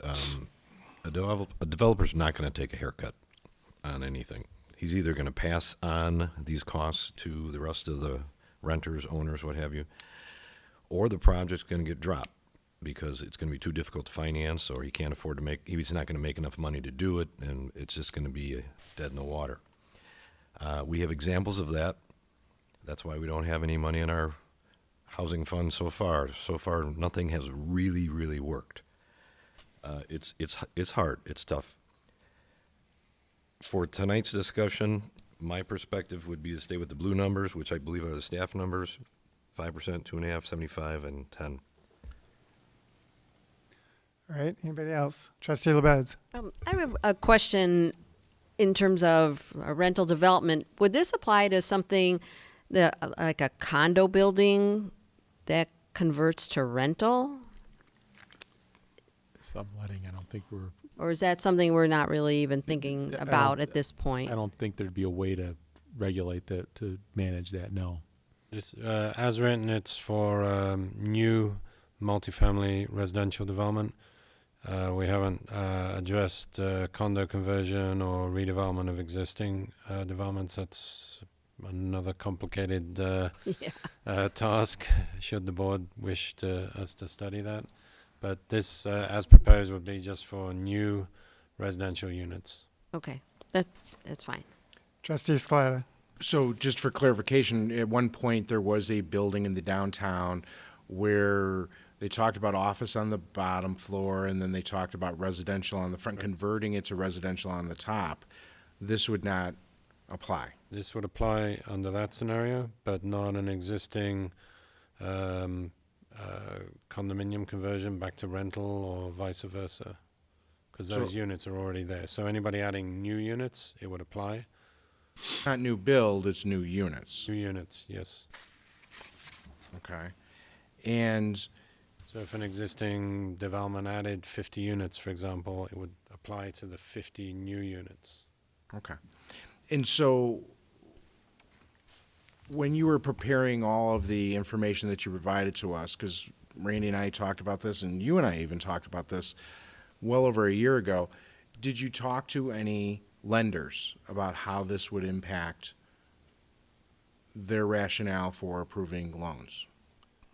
We didn't talk to lenders, but we talked to developers, and that was the purpose of the capitalization analysis, because that's what the lenders lend on.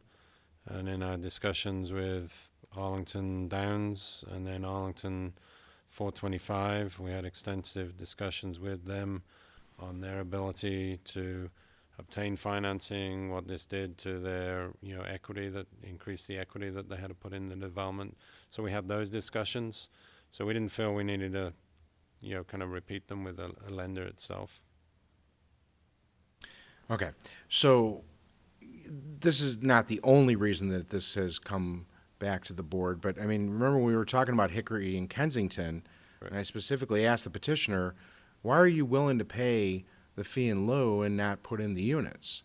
And it all came down to financing, that they weren't able to get the financing based on the criteria that the village had.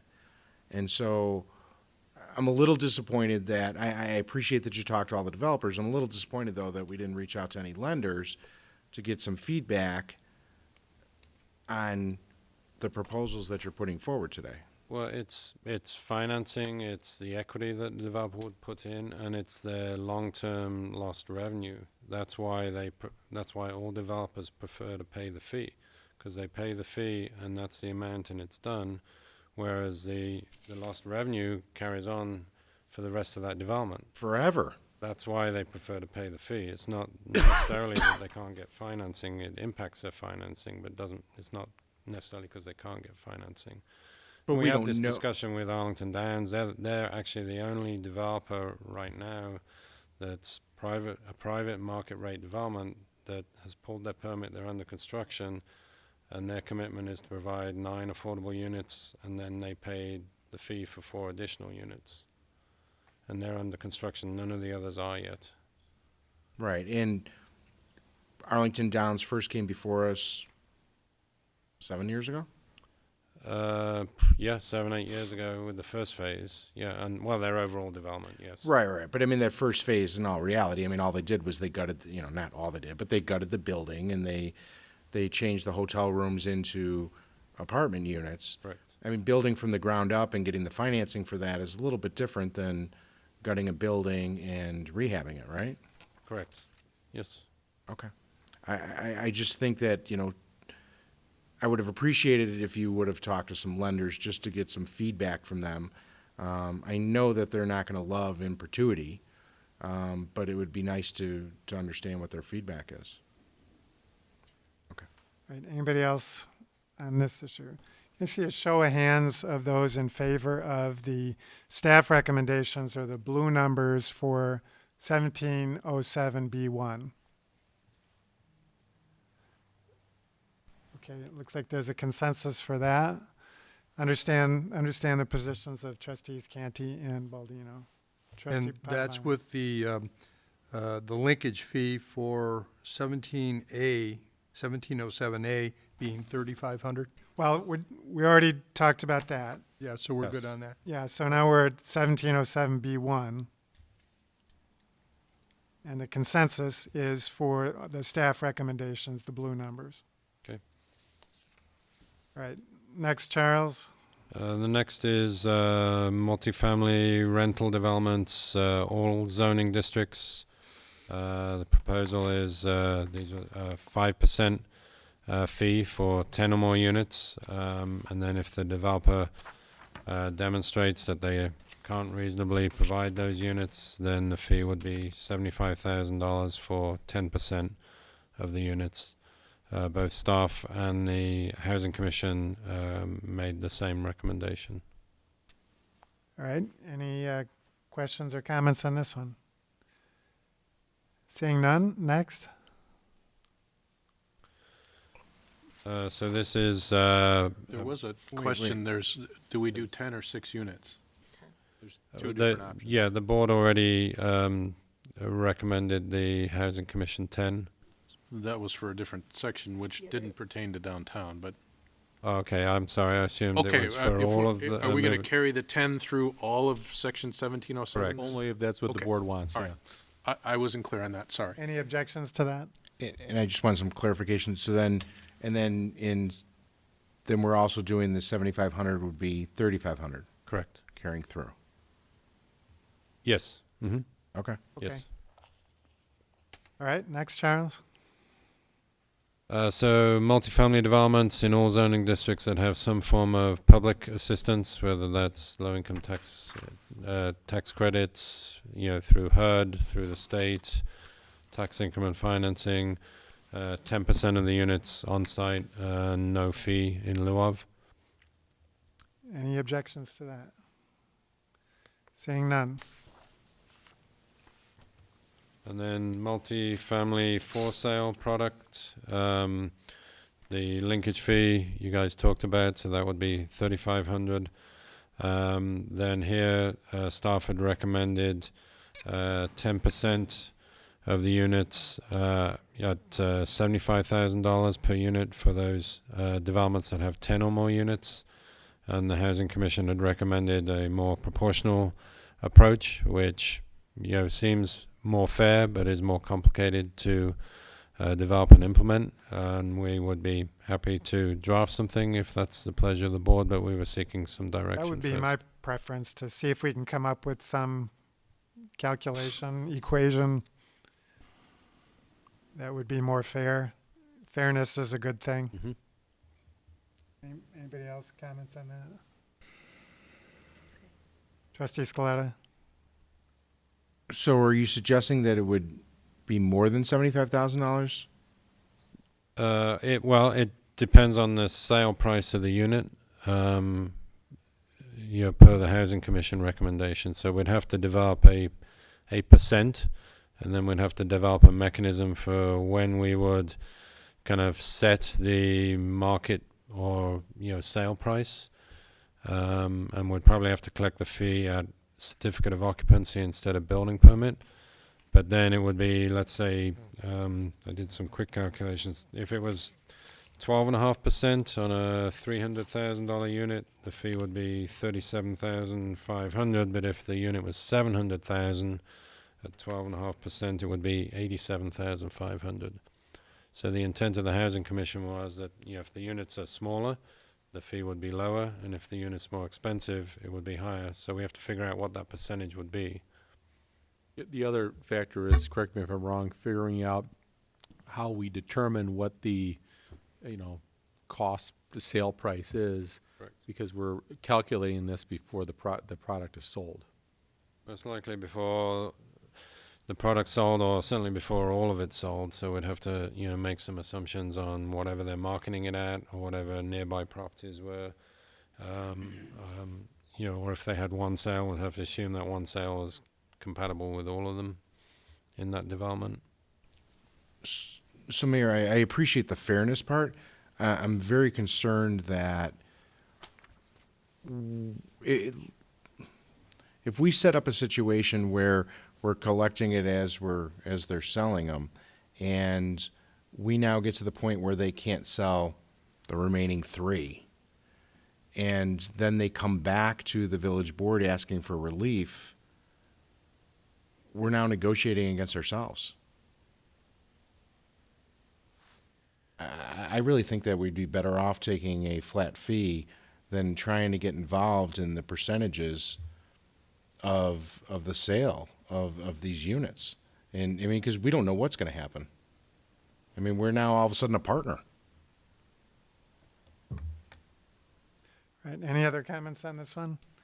Trustee Tinaglia. I think Trustee Scaletta is 100% accurate on that one. If, you know, it's going to depend on how they finish the unit. So many different choices that are made during the construction that may make one unit less desirable than the next, and then we're kind of stuck with whatever they're stuck with. And so maybe there are some thresholds. Maybe you come up with a group of steps, and if it's in this range, it's this. If it's this, it's that, and it's a couple simple things like permit fees are.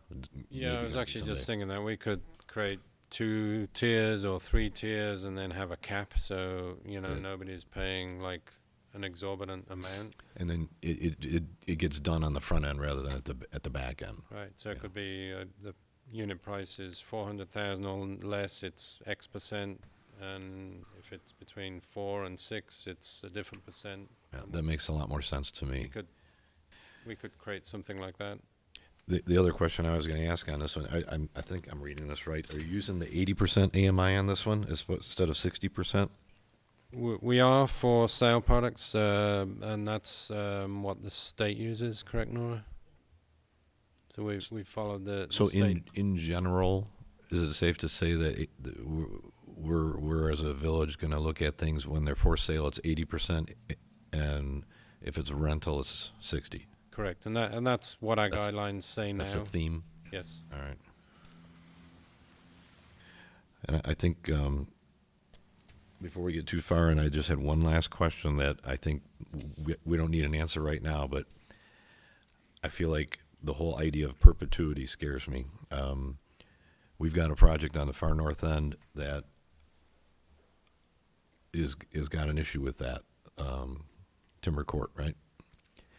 And that perpetuity of that for sale unit, those for sale units is coming back to give heartburn to people. So maybe there's some time, not tonight, another night, when we talk about, is there a window that this applies to for rental units anyway, for so many years or whatever, or if it's a for sale unit, there's some sunset on it. I don't know. But perpetuity to me just sounds really, really scary to a lot of people. So that was just a comment. I don't bring that up for dialogue. Okay, other questions on this one? So Charles, you're going to come up with some, you and Nora or whoever is going to come up with some formula, some tiered approach that would make it more fair. Yep. Okay, sounds good. Any objection to that? All right, next. This is the senior residential communities. Based on conversation earlier, we'll define this in the actual ordinance language a little bit more. But the intent here is there would be no affordable requirement or fee in lieu of required for memory care, assisted living, or nursing home facilities because of all the care and nursing products that they provide. But if there's a truly independent living component, that would be 5% of on-site units. If the developer's unable to provide that, there would be the $75,000 fee for 10% of the units. The difference being the residents could pay more than they would in a market rate unit because they're getting food and transportation and some other services, so that would go up to 55% of their monthly income could go towards rent and services as we've described it. Right, any objection to 1709? Hearing Trustee Scaletta. I'm still really struggling with the senior residential community. We're saying that we want people to be able to downsize and still live in our community, but we're asking seniors who, I always laugh at fixed income because I think we're all kind of on a fixed income at some point, but that we're asking people who are living off of Social Security and their savings to now put forward additional funding for their living expenses to offset in that community. I'm really struggling with it because we want to have senior residential communities, but at the same time, we're now asking those seniors. I mean, why wouldn't a senior, at some point, seniors, yes, they want to retire and they want to live in our community, but are we making it difficult for them to do so? Well, without some kind of provision like this, then there are no affordable senior units for independent living. Because it rents the developer we've been talking to, their rents are $3,400 for a 1-bedroom or studio and $5,000 for a 2-bedroom unit. We've already, and they've generally agreed with this 5% approach. They're proposing 100 units. It would be 5 units. We also don't feel that affordable unit should be a 2-bedroom unit, because if you're 75 plus, you either have yourself or a significant other. You're not having a family like a normal apartment building. So we would just be looking at studios or 1-bedroom units in this kind of development. But it's really a decision for the board. Where, if the board doesn't like this provision, this section is very easy to remove from the ordinance. If I could, Trustee Scaletta, I mean, the other thing I would say is, we want people to engage in all of these activities. We want them to, build apartment buildings and build single-family home developments and do all these things. But, it's just a question of how much, these, as we've talked, these fees and linkage fees aren't designed to be punitive, but what is and isn't punitive and what will and won't have a, tremendously negative impact on investment. That's a judgment call that the board has to make. But, I think, we didn't look at this as senior independent living any different than any of these things, because we want people reinvesting in doing all these activities. Sure. I would imagine that most seniors that live in our community have been great citizens and have found ways to give back to charities and to their churches and to other organizations. But as they get older and they find themselves, trying to find a way to get out of their single-family home because of the increase in the property taxes, especially with the schools where they don't have children going to the schools anymore, and they want to find a way to get into a senior residential community, but they don't. But now we're asking that they find a way to offset the living expenses of others. It seems to go kind of against the grain for me. Any other objections to 1709? It's Trustee LaBedz.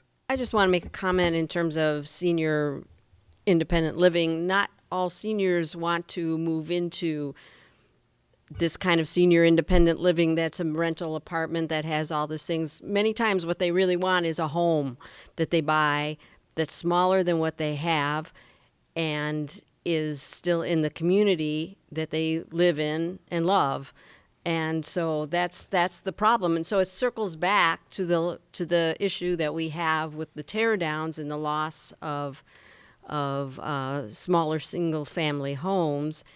And this isn't, or in this kind of thing doesn't even talk about those kinds of senior developments or geared towards seniors where they are smaller, maybe zero lot line or that sort of different kind of home ownership.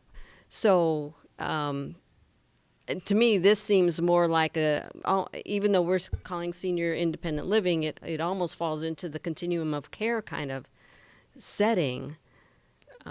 So that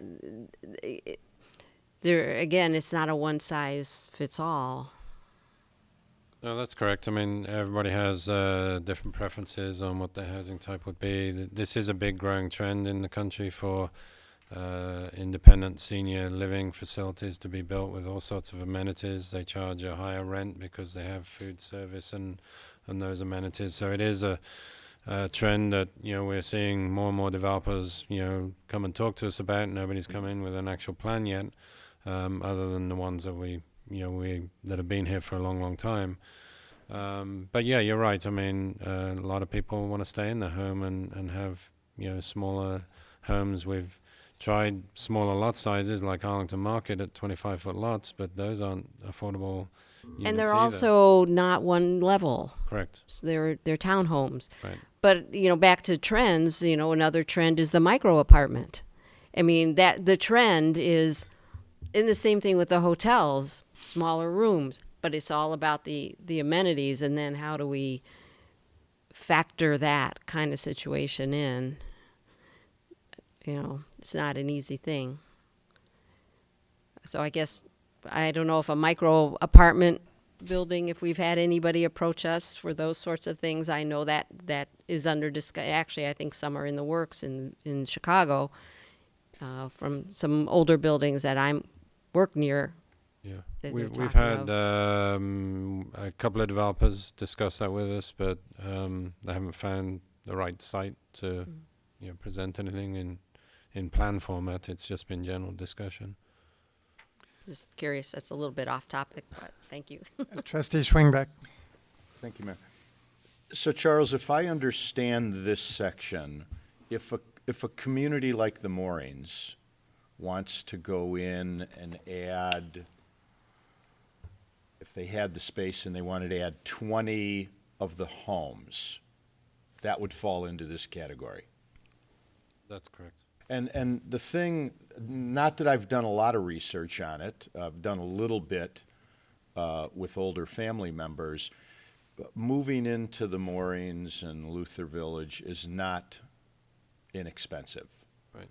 And there's big buy-in costs, and folks that do move into those single-family homes have a natural progression to move to assisted living and then eventually into total care. I don't look at this as being an inexpensive, affordable community. I look at maybe a new development that was being built where somebody was looking at some land, maybe in Arlington Heights, to build a new type of senior resident, but I'm not sure if I would agree with this if I'm looking at some of these existing senior communities that, when I've done a little bit of research on them, they don't look to be too affordable. Yes, I want to take back the answer I made. It really wouldn't apply to the individual villas at, Luther Village or the Moorings, because those are more single-family in nature. Right. It would apply to an independent, apartment building that perhaps could get built on that site. Okay. Where they provide, food, they have a, kitchen, they have meal service, they have transportation, as well as the unit. But the individuals there they're independent. Sometimes they have their own cars, sometimes they use the transportation. They can take the meals or not take the meals. So that's what was meant by independent living in this scenario here. But then aren't the folks that live in that scenario in a position then to move into a different level of care as they age? Well, in Moorings and Luther Village Lutheran Home, yes, because they have both are different in how they structure, what you put up front, and then they draw down on that as you move through the life cycle, right? So to speak. So I've talked to representatives from both Lutheran Home and the Moorings, and they have a gift-giving program where if somebody does run out of funds, they have a system set up to keep them there and as long as necessary. So part of this requirement would be to provide a plan explaining what they do, and under that scenario, the village board and staff and the housing commission, has reasons to say they're meeting or exceeding the requirement. But then often they're just a pure independent, almost like a market rate apartment, but with all these other amenities, and that's where this provision would come into play. Okay, thank you. Trustee Baldino. Thank you, Mayor. And I'm sorry if you covered this already and I missed it, but why is there a disconnect between the number of units that are required and the number of units that they're paying a fee in lieu of if they don't provide any? Trying to have more of an incentive for the Okay. units to actually be provided in the development. Okay, that's what I thought. I just wanted to make sure that that was the rationale. Yep. Okay, thank you. All right, anybody else on this? All right, let's see if we can come to a consensus on this. All those in favor of leaving this provision in as written, 1709. We got, how many do we got? 1, 2, 3, 4, 4. All right, what's the will or what's the consensus from those who did not raise their hand? Modify, omit? Omit. Omit. Omit? Who's in favor of omitting 1709? Raise your hand. 1, 2, 3, 4, 5. So that's the consensus. Thank you. Next, Charles. Next section, and this is summary. 1710 talks about some developer cost offsets. So the first one is the ability at the discretion of the board for a density bonus on a 1-to-1 unit ratio as written. So I don't know, maybe, do you want me to go through each of these? Well, why don't we just say there's no difference between staff and housing commission on this one. Correct. So let's just see if there's any comments or objections to the way it's written. Trustee Tinaglia. Thanks, Mayor Hayes. Well, 1710, in my opinion, is probably the most important one of all that we're going to talk about tonight, because without this, none of it works, in my opinion. The conversations with the folks that make these things happen on the outside of this boardroom, and then when they come in here and we have dialogues with what they're going to do and what we're going to make them do, and my fear has been all along that if we don't make it some incentive, give them some reason for doing these things other than just passing through costs to the other people that live there or scrapping the project, this is what makes it work. And so I commend you, staff, and the Housing Commission for coming up with these ideas. The more we can do of this, the better I think the projects will be, and the better chance that that fund will grow.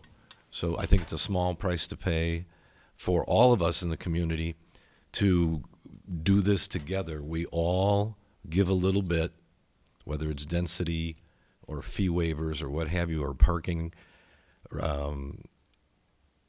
offsets. We all share a little bit of the burden to make these wonderful things happen. So for me, this is critical.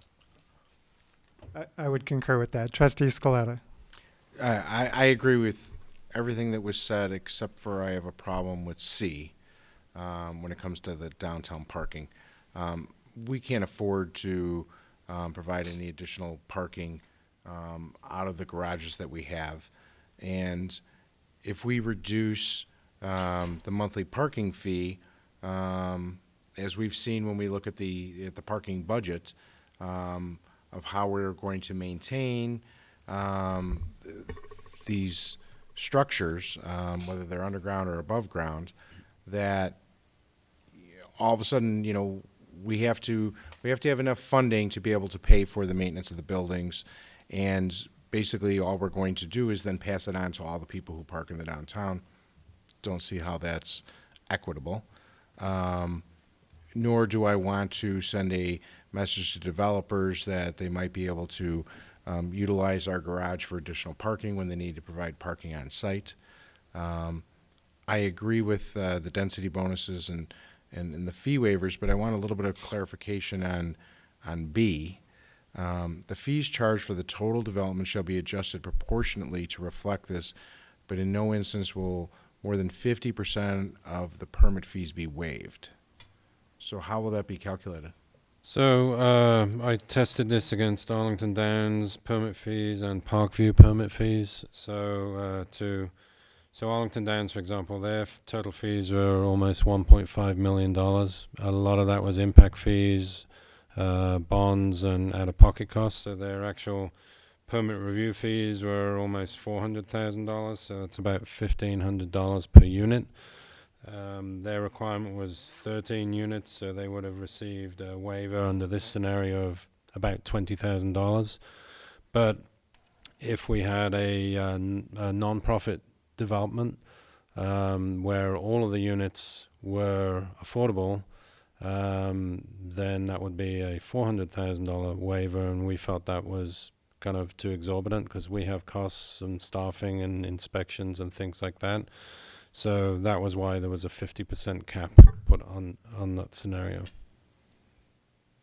So for example, if there was a 60-unit development that was all affordable, and their fees were $1,500 to $1,700 a unit, which is what we're seeing, the 50% cap would be a waiver up to $51,000 under that scenario on a typical 60-unit total affordable development. So would the fee waivers then have to come before the board?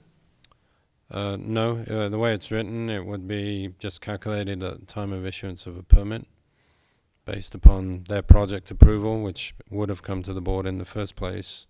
So like Arlington Downs or Parkview were approved by the board. There's an agreement on their affordable component, and then when they come in for their permits, it would just be modified by this formula.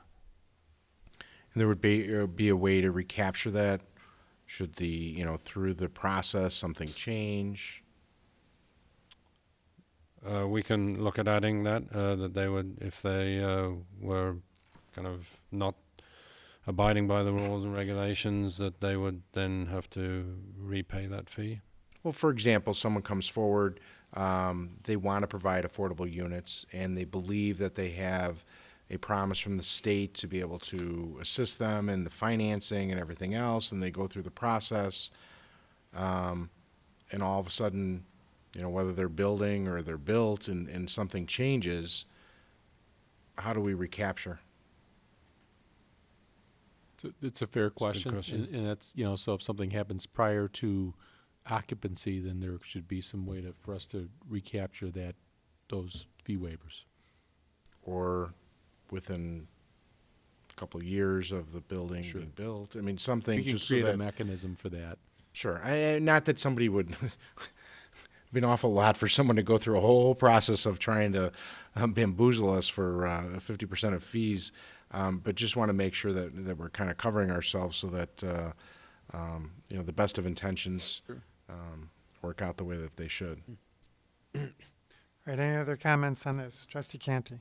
I just wanted to thank you guys because I think that this provision, much like Trustee Tinaglia mentioned, I think this really promotes what we're trying to do and gets it across that we encourage developers to provide these units and to go above and beyond, and they will be rewarded for that. So thank you.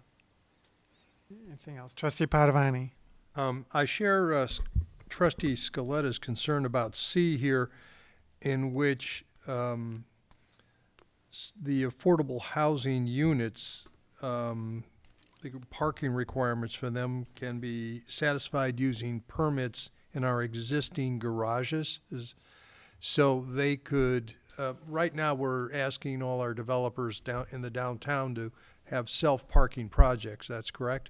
That's correct. And then right now, well, at least the impression is that our downtown garages are pretty full or getting there. Is that correct? Yeah, that's correct, but the study we did does illustrate we do have some available parking, for potential overnight. Obviously, we want to make sure that is available for all of our customers. So that's why this is discretionary. It's subject to Village Board approval, and it's subject to verifying at the time that there is available parking. All right. The reason this was in here is because, we heard from the developer on Arlington 425, their cost of providing one parking space is $35,000 plus.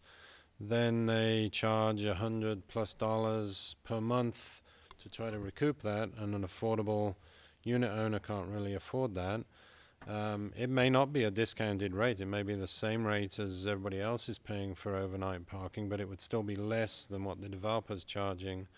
And it may not be all of them. It just may be some. It just depends. So that's why we put it in here. But again, if it's the pleasure of the board, it can be taken out, and it can be, evaluated on a case-by-case basis or not.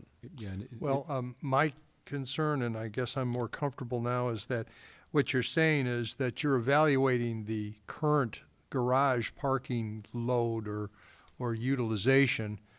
At some point, it's going to get there where, it's not available, so we'd have to turn down some of these developers for this particular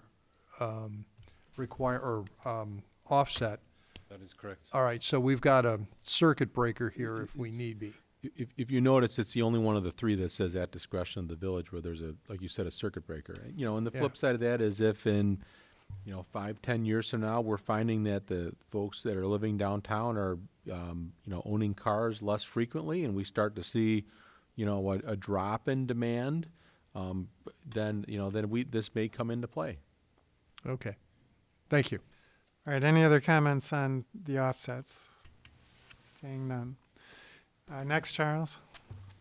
This is also in some respect, some offsets. It does allow units to be a little different. They could have smaller units as long as they're not less than 75% of the market rate units and not less than the minimum zoning code requirement. So if the market rate unit was a 800 square foot unit, they could be less than that. And our minimum code was say 650. It has to be at 650 or above. Equal proportion mix of the units. The interior components, they could be different. They could have different finishes, so long as they're what's termed contractor grade. And I know that's a little subjective, but some developments have various penthouse finishes and things like that. We're not expecting that in the affordable units. Any comments or objections on this one? Trustee Scaletta. So Charles, I thought that, well, maybe I'm wrong, but can't any unit in the building be an affordable unit? It could, and some developers we've talked to don't want to differentiate the size of the unit, so they have more flexibility. In other communities, Highland Park, for example, we've seen where developers have taken advantage of that, and they have designated certain units that are smaller units, and those are their affordable units. So it would be at the discretion and choice of the developer. I mean, I appreciate the flexibility that you're offering, but, my concern is that, 1E and 6C and 4B, those are the affordable units. I think that, I always thought that what we were trying to do was just kind of integrate the affordable housing units into the buildings. And by this integration method that you're listing, it seems like we're setting it up, or we're allowing for it to be set up in a way where the units are not only constructed a little bit differently, which I can appreciate what you're trying to accomplish, but I think at the same time, we're now identifying or possibly allowing a developer to identify which are the affordable units on an ongoing basis where maybe people wouldn't necessarily realize that. Well, this was an approach to try to help the developer with some of their cost offsets, so it doesn't shift the burden, so to speak, that, we've talked a little bit about. We don't want all the units concentrated in one area, so they would be dispersed throughout the development. They would typically have different size units anyway, so we're just saying some of the units could be a little bit smaller. But again, this is just a suggestion, so we certainly have, no pride of authorship if the board wishes to remove any of these provisions. We wanted to provide a variety of tools to, deal with these issues, but it's up to the board if you want to I think this one makes good sense to me. I really like the way you provide some delineation in A and B, but afford the developer some options in terms of distinguishing the units. So I like it. Any other comments? All right, next, Charles. Next one is alternative contributions. So some of the research we did, a number of communities have a provision that allows a developer to provide a different method of providing units. That could be donating land that, say, a nonprofit could utilize to build a building. It could be building another building within a development that they have. We did set some parameters here that within downtown, it's got to be within a quarter of a mile of the development in question, and elsewhere within half a mile. This is also at the discretion of the village board, and would have to be reviewed, and the alternative proposal would be looked at on its own merits based on a case-by-case basis. Okay, questions or comments? Trustee Canty. So, Charles, we talked about this. I'm incredibly uncomfortable with this one, and I'm not sure that we need it, given all of the other alternatives that we provide throughout to work with the developers. I think that if a developer were to come and say that they absolutely could not provide the units in the development they're looking at, they could ask for a variance from the ordinances that we've drafted. This one, to me, screams of creating affordable housing buildings and affordable housing neighborhoods that are separate and distinct. And I think it's not your intent. It's not the department's intent. I don't think it's the village's intent. I'm just looking at the way that would be practically implemented. And I think it signals something far different from what we've signaled with the rest of the ordinances. I think this stands out to me as saying, but you also don't have to do any of that. You could have a something lesser building and put all your affordable housing there, and that's fine too. And I don't think that's the message that we're trying to send with all of the work that we've put into the other ordinances. So it would be my preference to remove this option entirely and let a developer come to us and seek one of the forms of relief that we've already provided. And the next section does allow for that relief. So, I mean, I think we don't have any objection to if the pleasure of the board is to remove this, because it's most likely going to be a one-off scenario. We were just trying to outline all of the options. So, again, it's whatever the board would like to see in the final ordinance. Other questions or comments? Trustee Scaletta. We agree. Hallelujah! I mentioned it earlier. I just like I was concerned about the last one.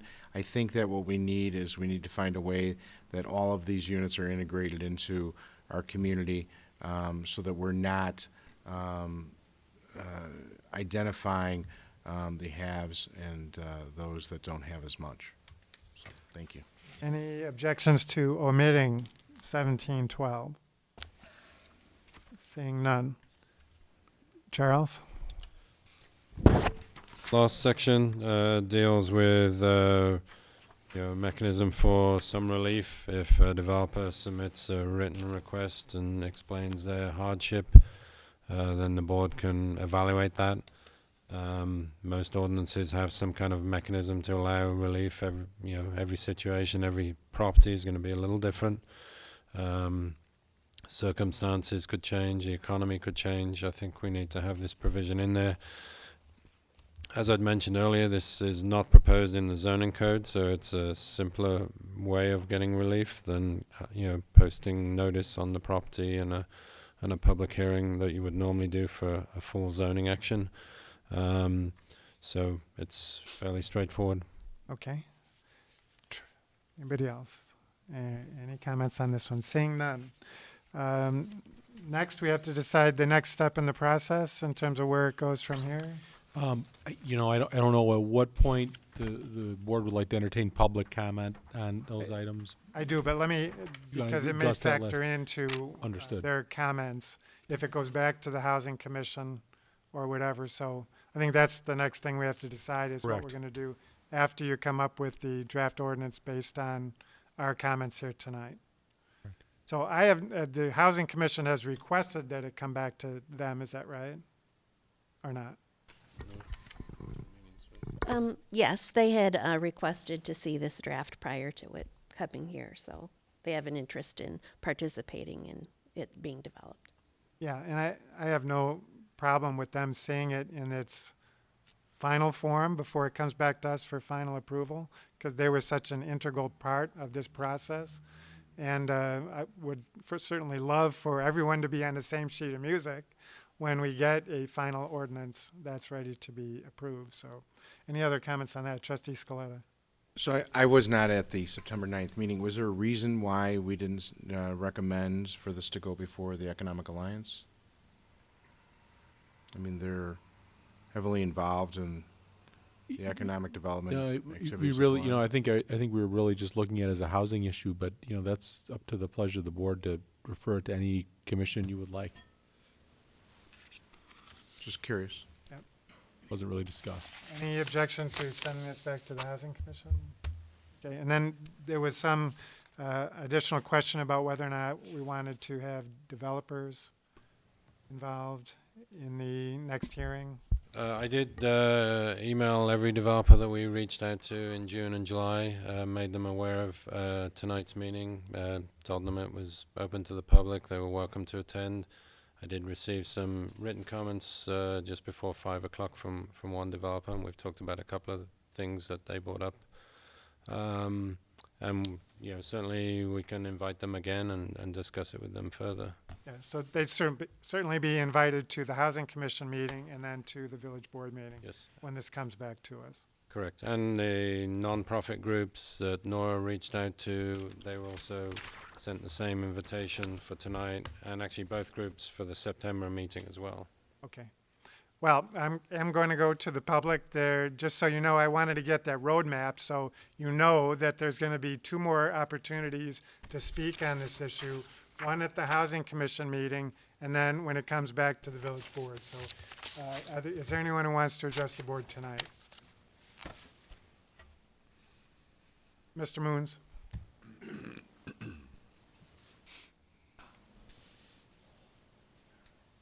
I can't take that, sitting on those chairs. We need some comfy chairs over here, I think, President Hayes.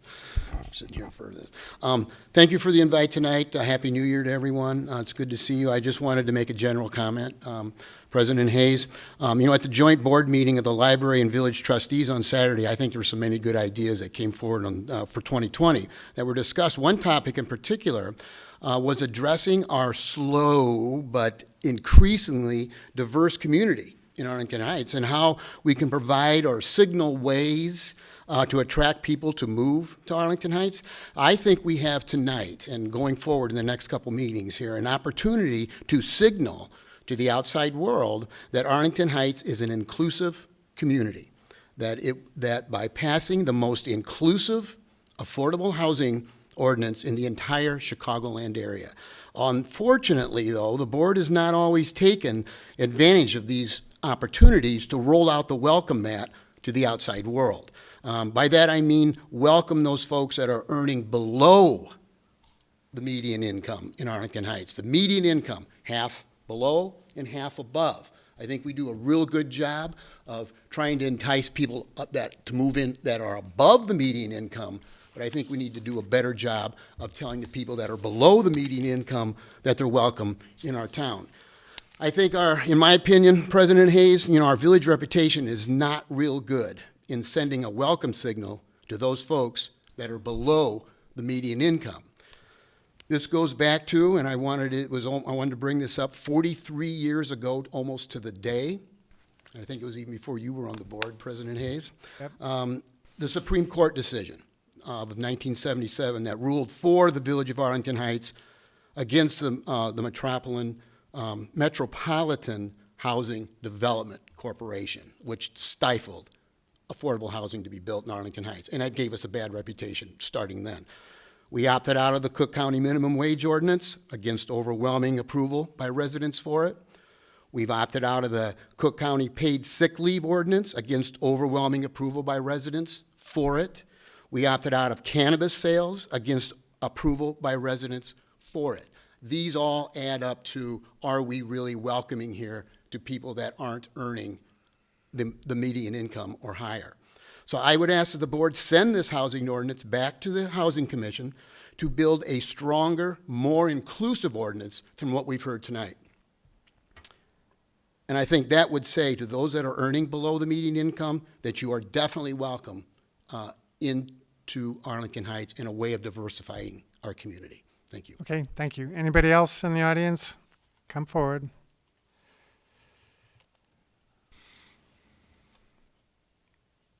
I wanted to Just say give us that- your name, please. Oh, Peg Lane, Arlington Heights. I wanted to say that the process tonight was a little confusing, and it kind of carries over from other meetings too. The consensus idea is not part of the board's process, and also consensus is, there needs to be a question, is there consensus, not assuming there's consensus. So it's kind of fuzzy and not clear what people's objections might be or might not be. So I think following Robert's rules would clarify everything. It would be easy. Everybody would know exactly what we're talking about, what the motion stated, how would guide the discussion. So, All right, thank you. process. Anybody else in the audience? Just give us your name if you would. Tom Musar. So I'd also like to further on the comment of diversity and stuff. I know my girlfriend, who is African American, has felt a little not as much welcome in Arlington Heights. Not necessarily specific incidents, but just the lack of diversity and stuff has added to that. And I know in regards to that, one thing that wasn't mentioned here that was mentioned at other housing commission meetings was about the preference for people within Arlington Heights to get the affordable housing. And I know I've previously spoken out against that, where you'd want to get people from outside of the community in to increase the level of diversity inside it. Okay, thank you. Anybody else? Seeing none, is there any other business? Nothing further from us. Right, I would entertain a motion to adjourn. Move to adjourn. Second. By trustee Scaletta, seconded by trustee Padovani. All those in favor say aye. Aye. Any opposed? Thank you all for joining us tonight.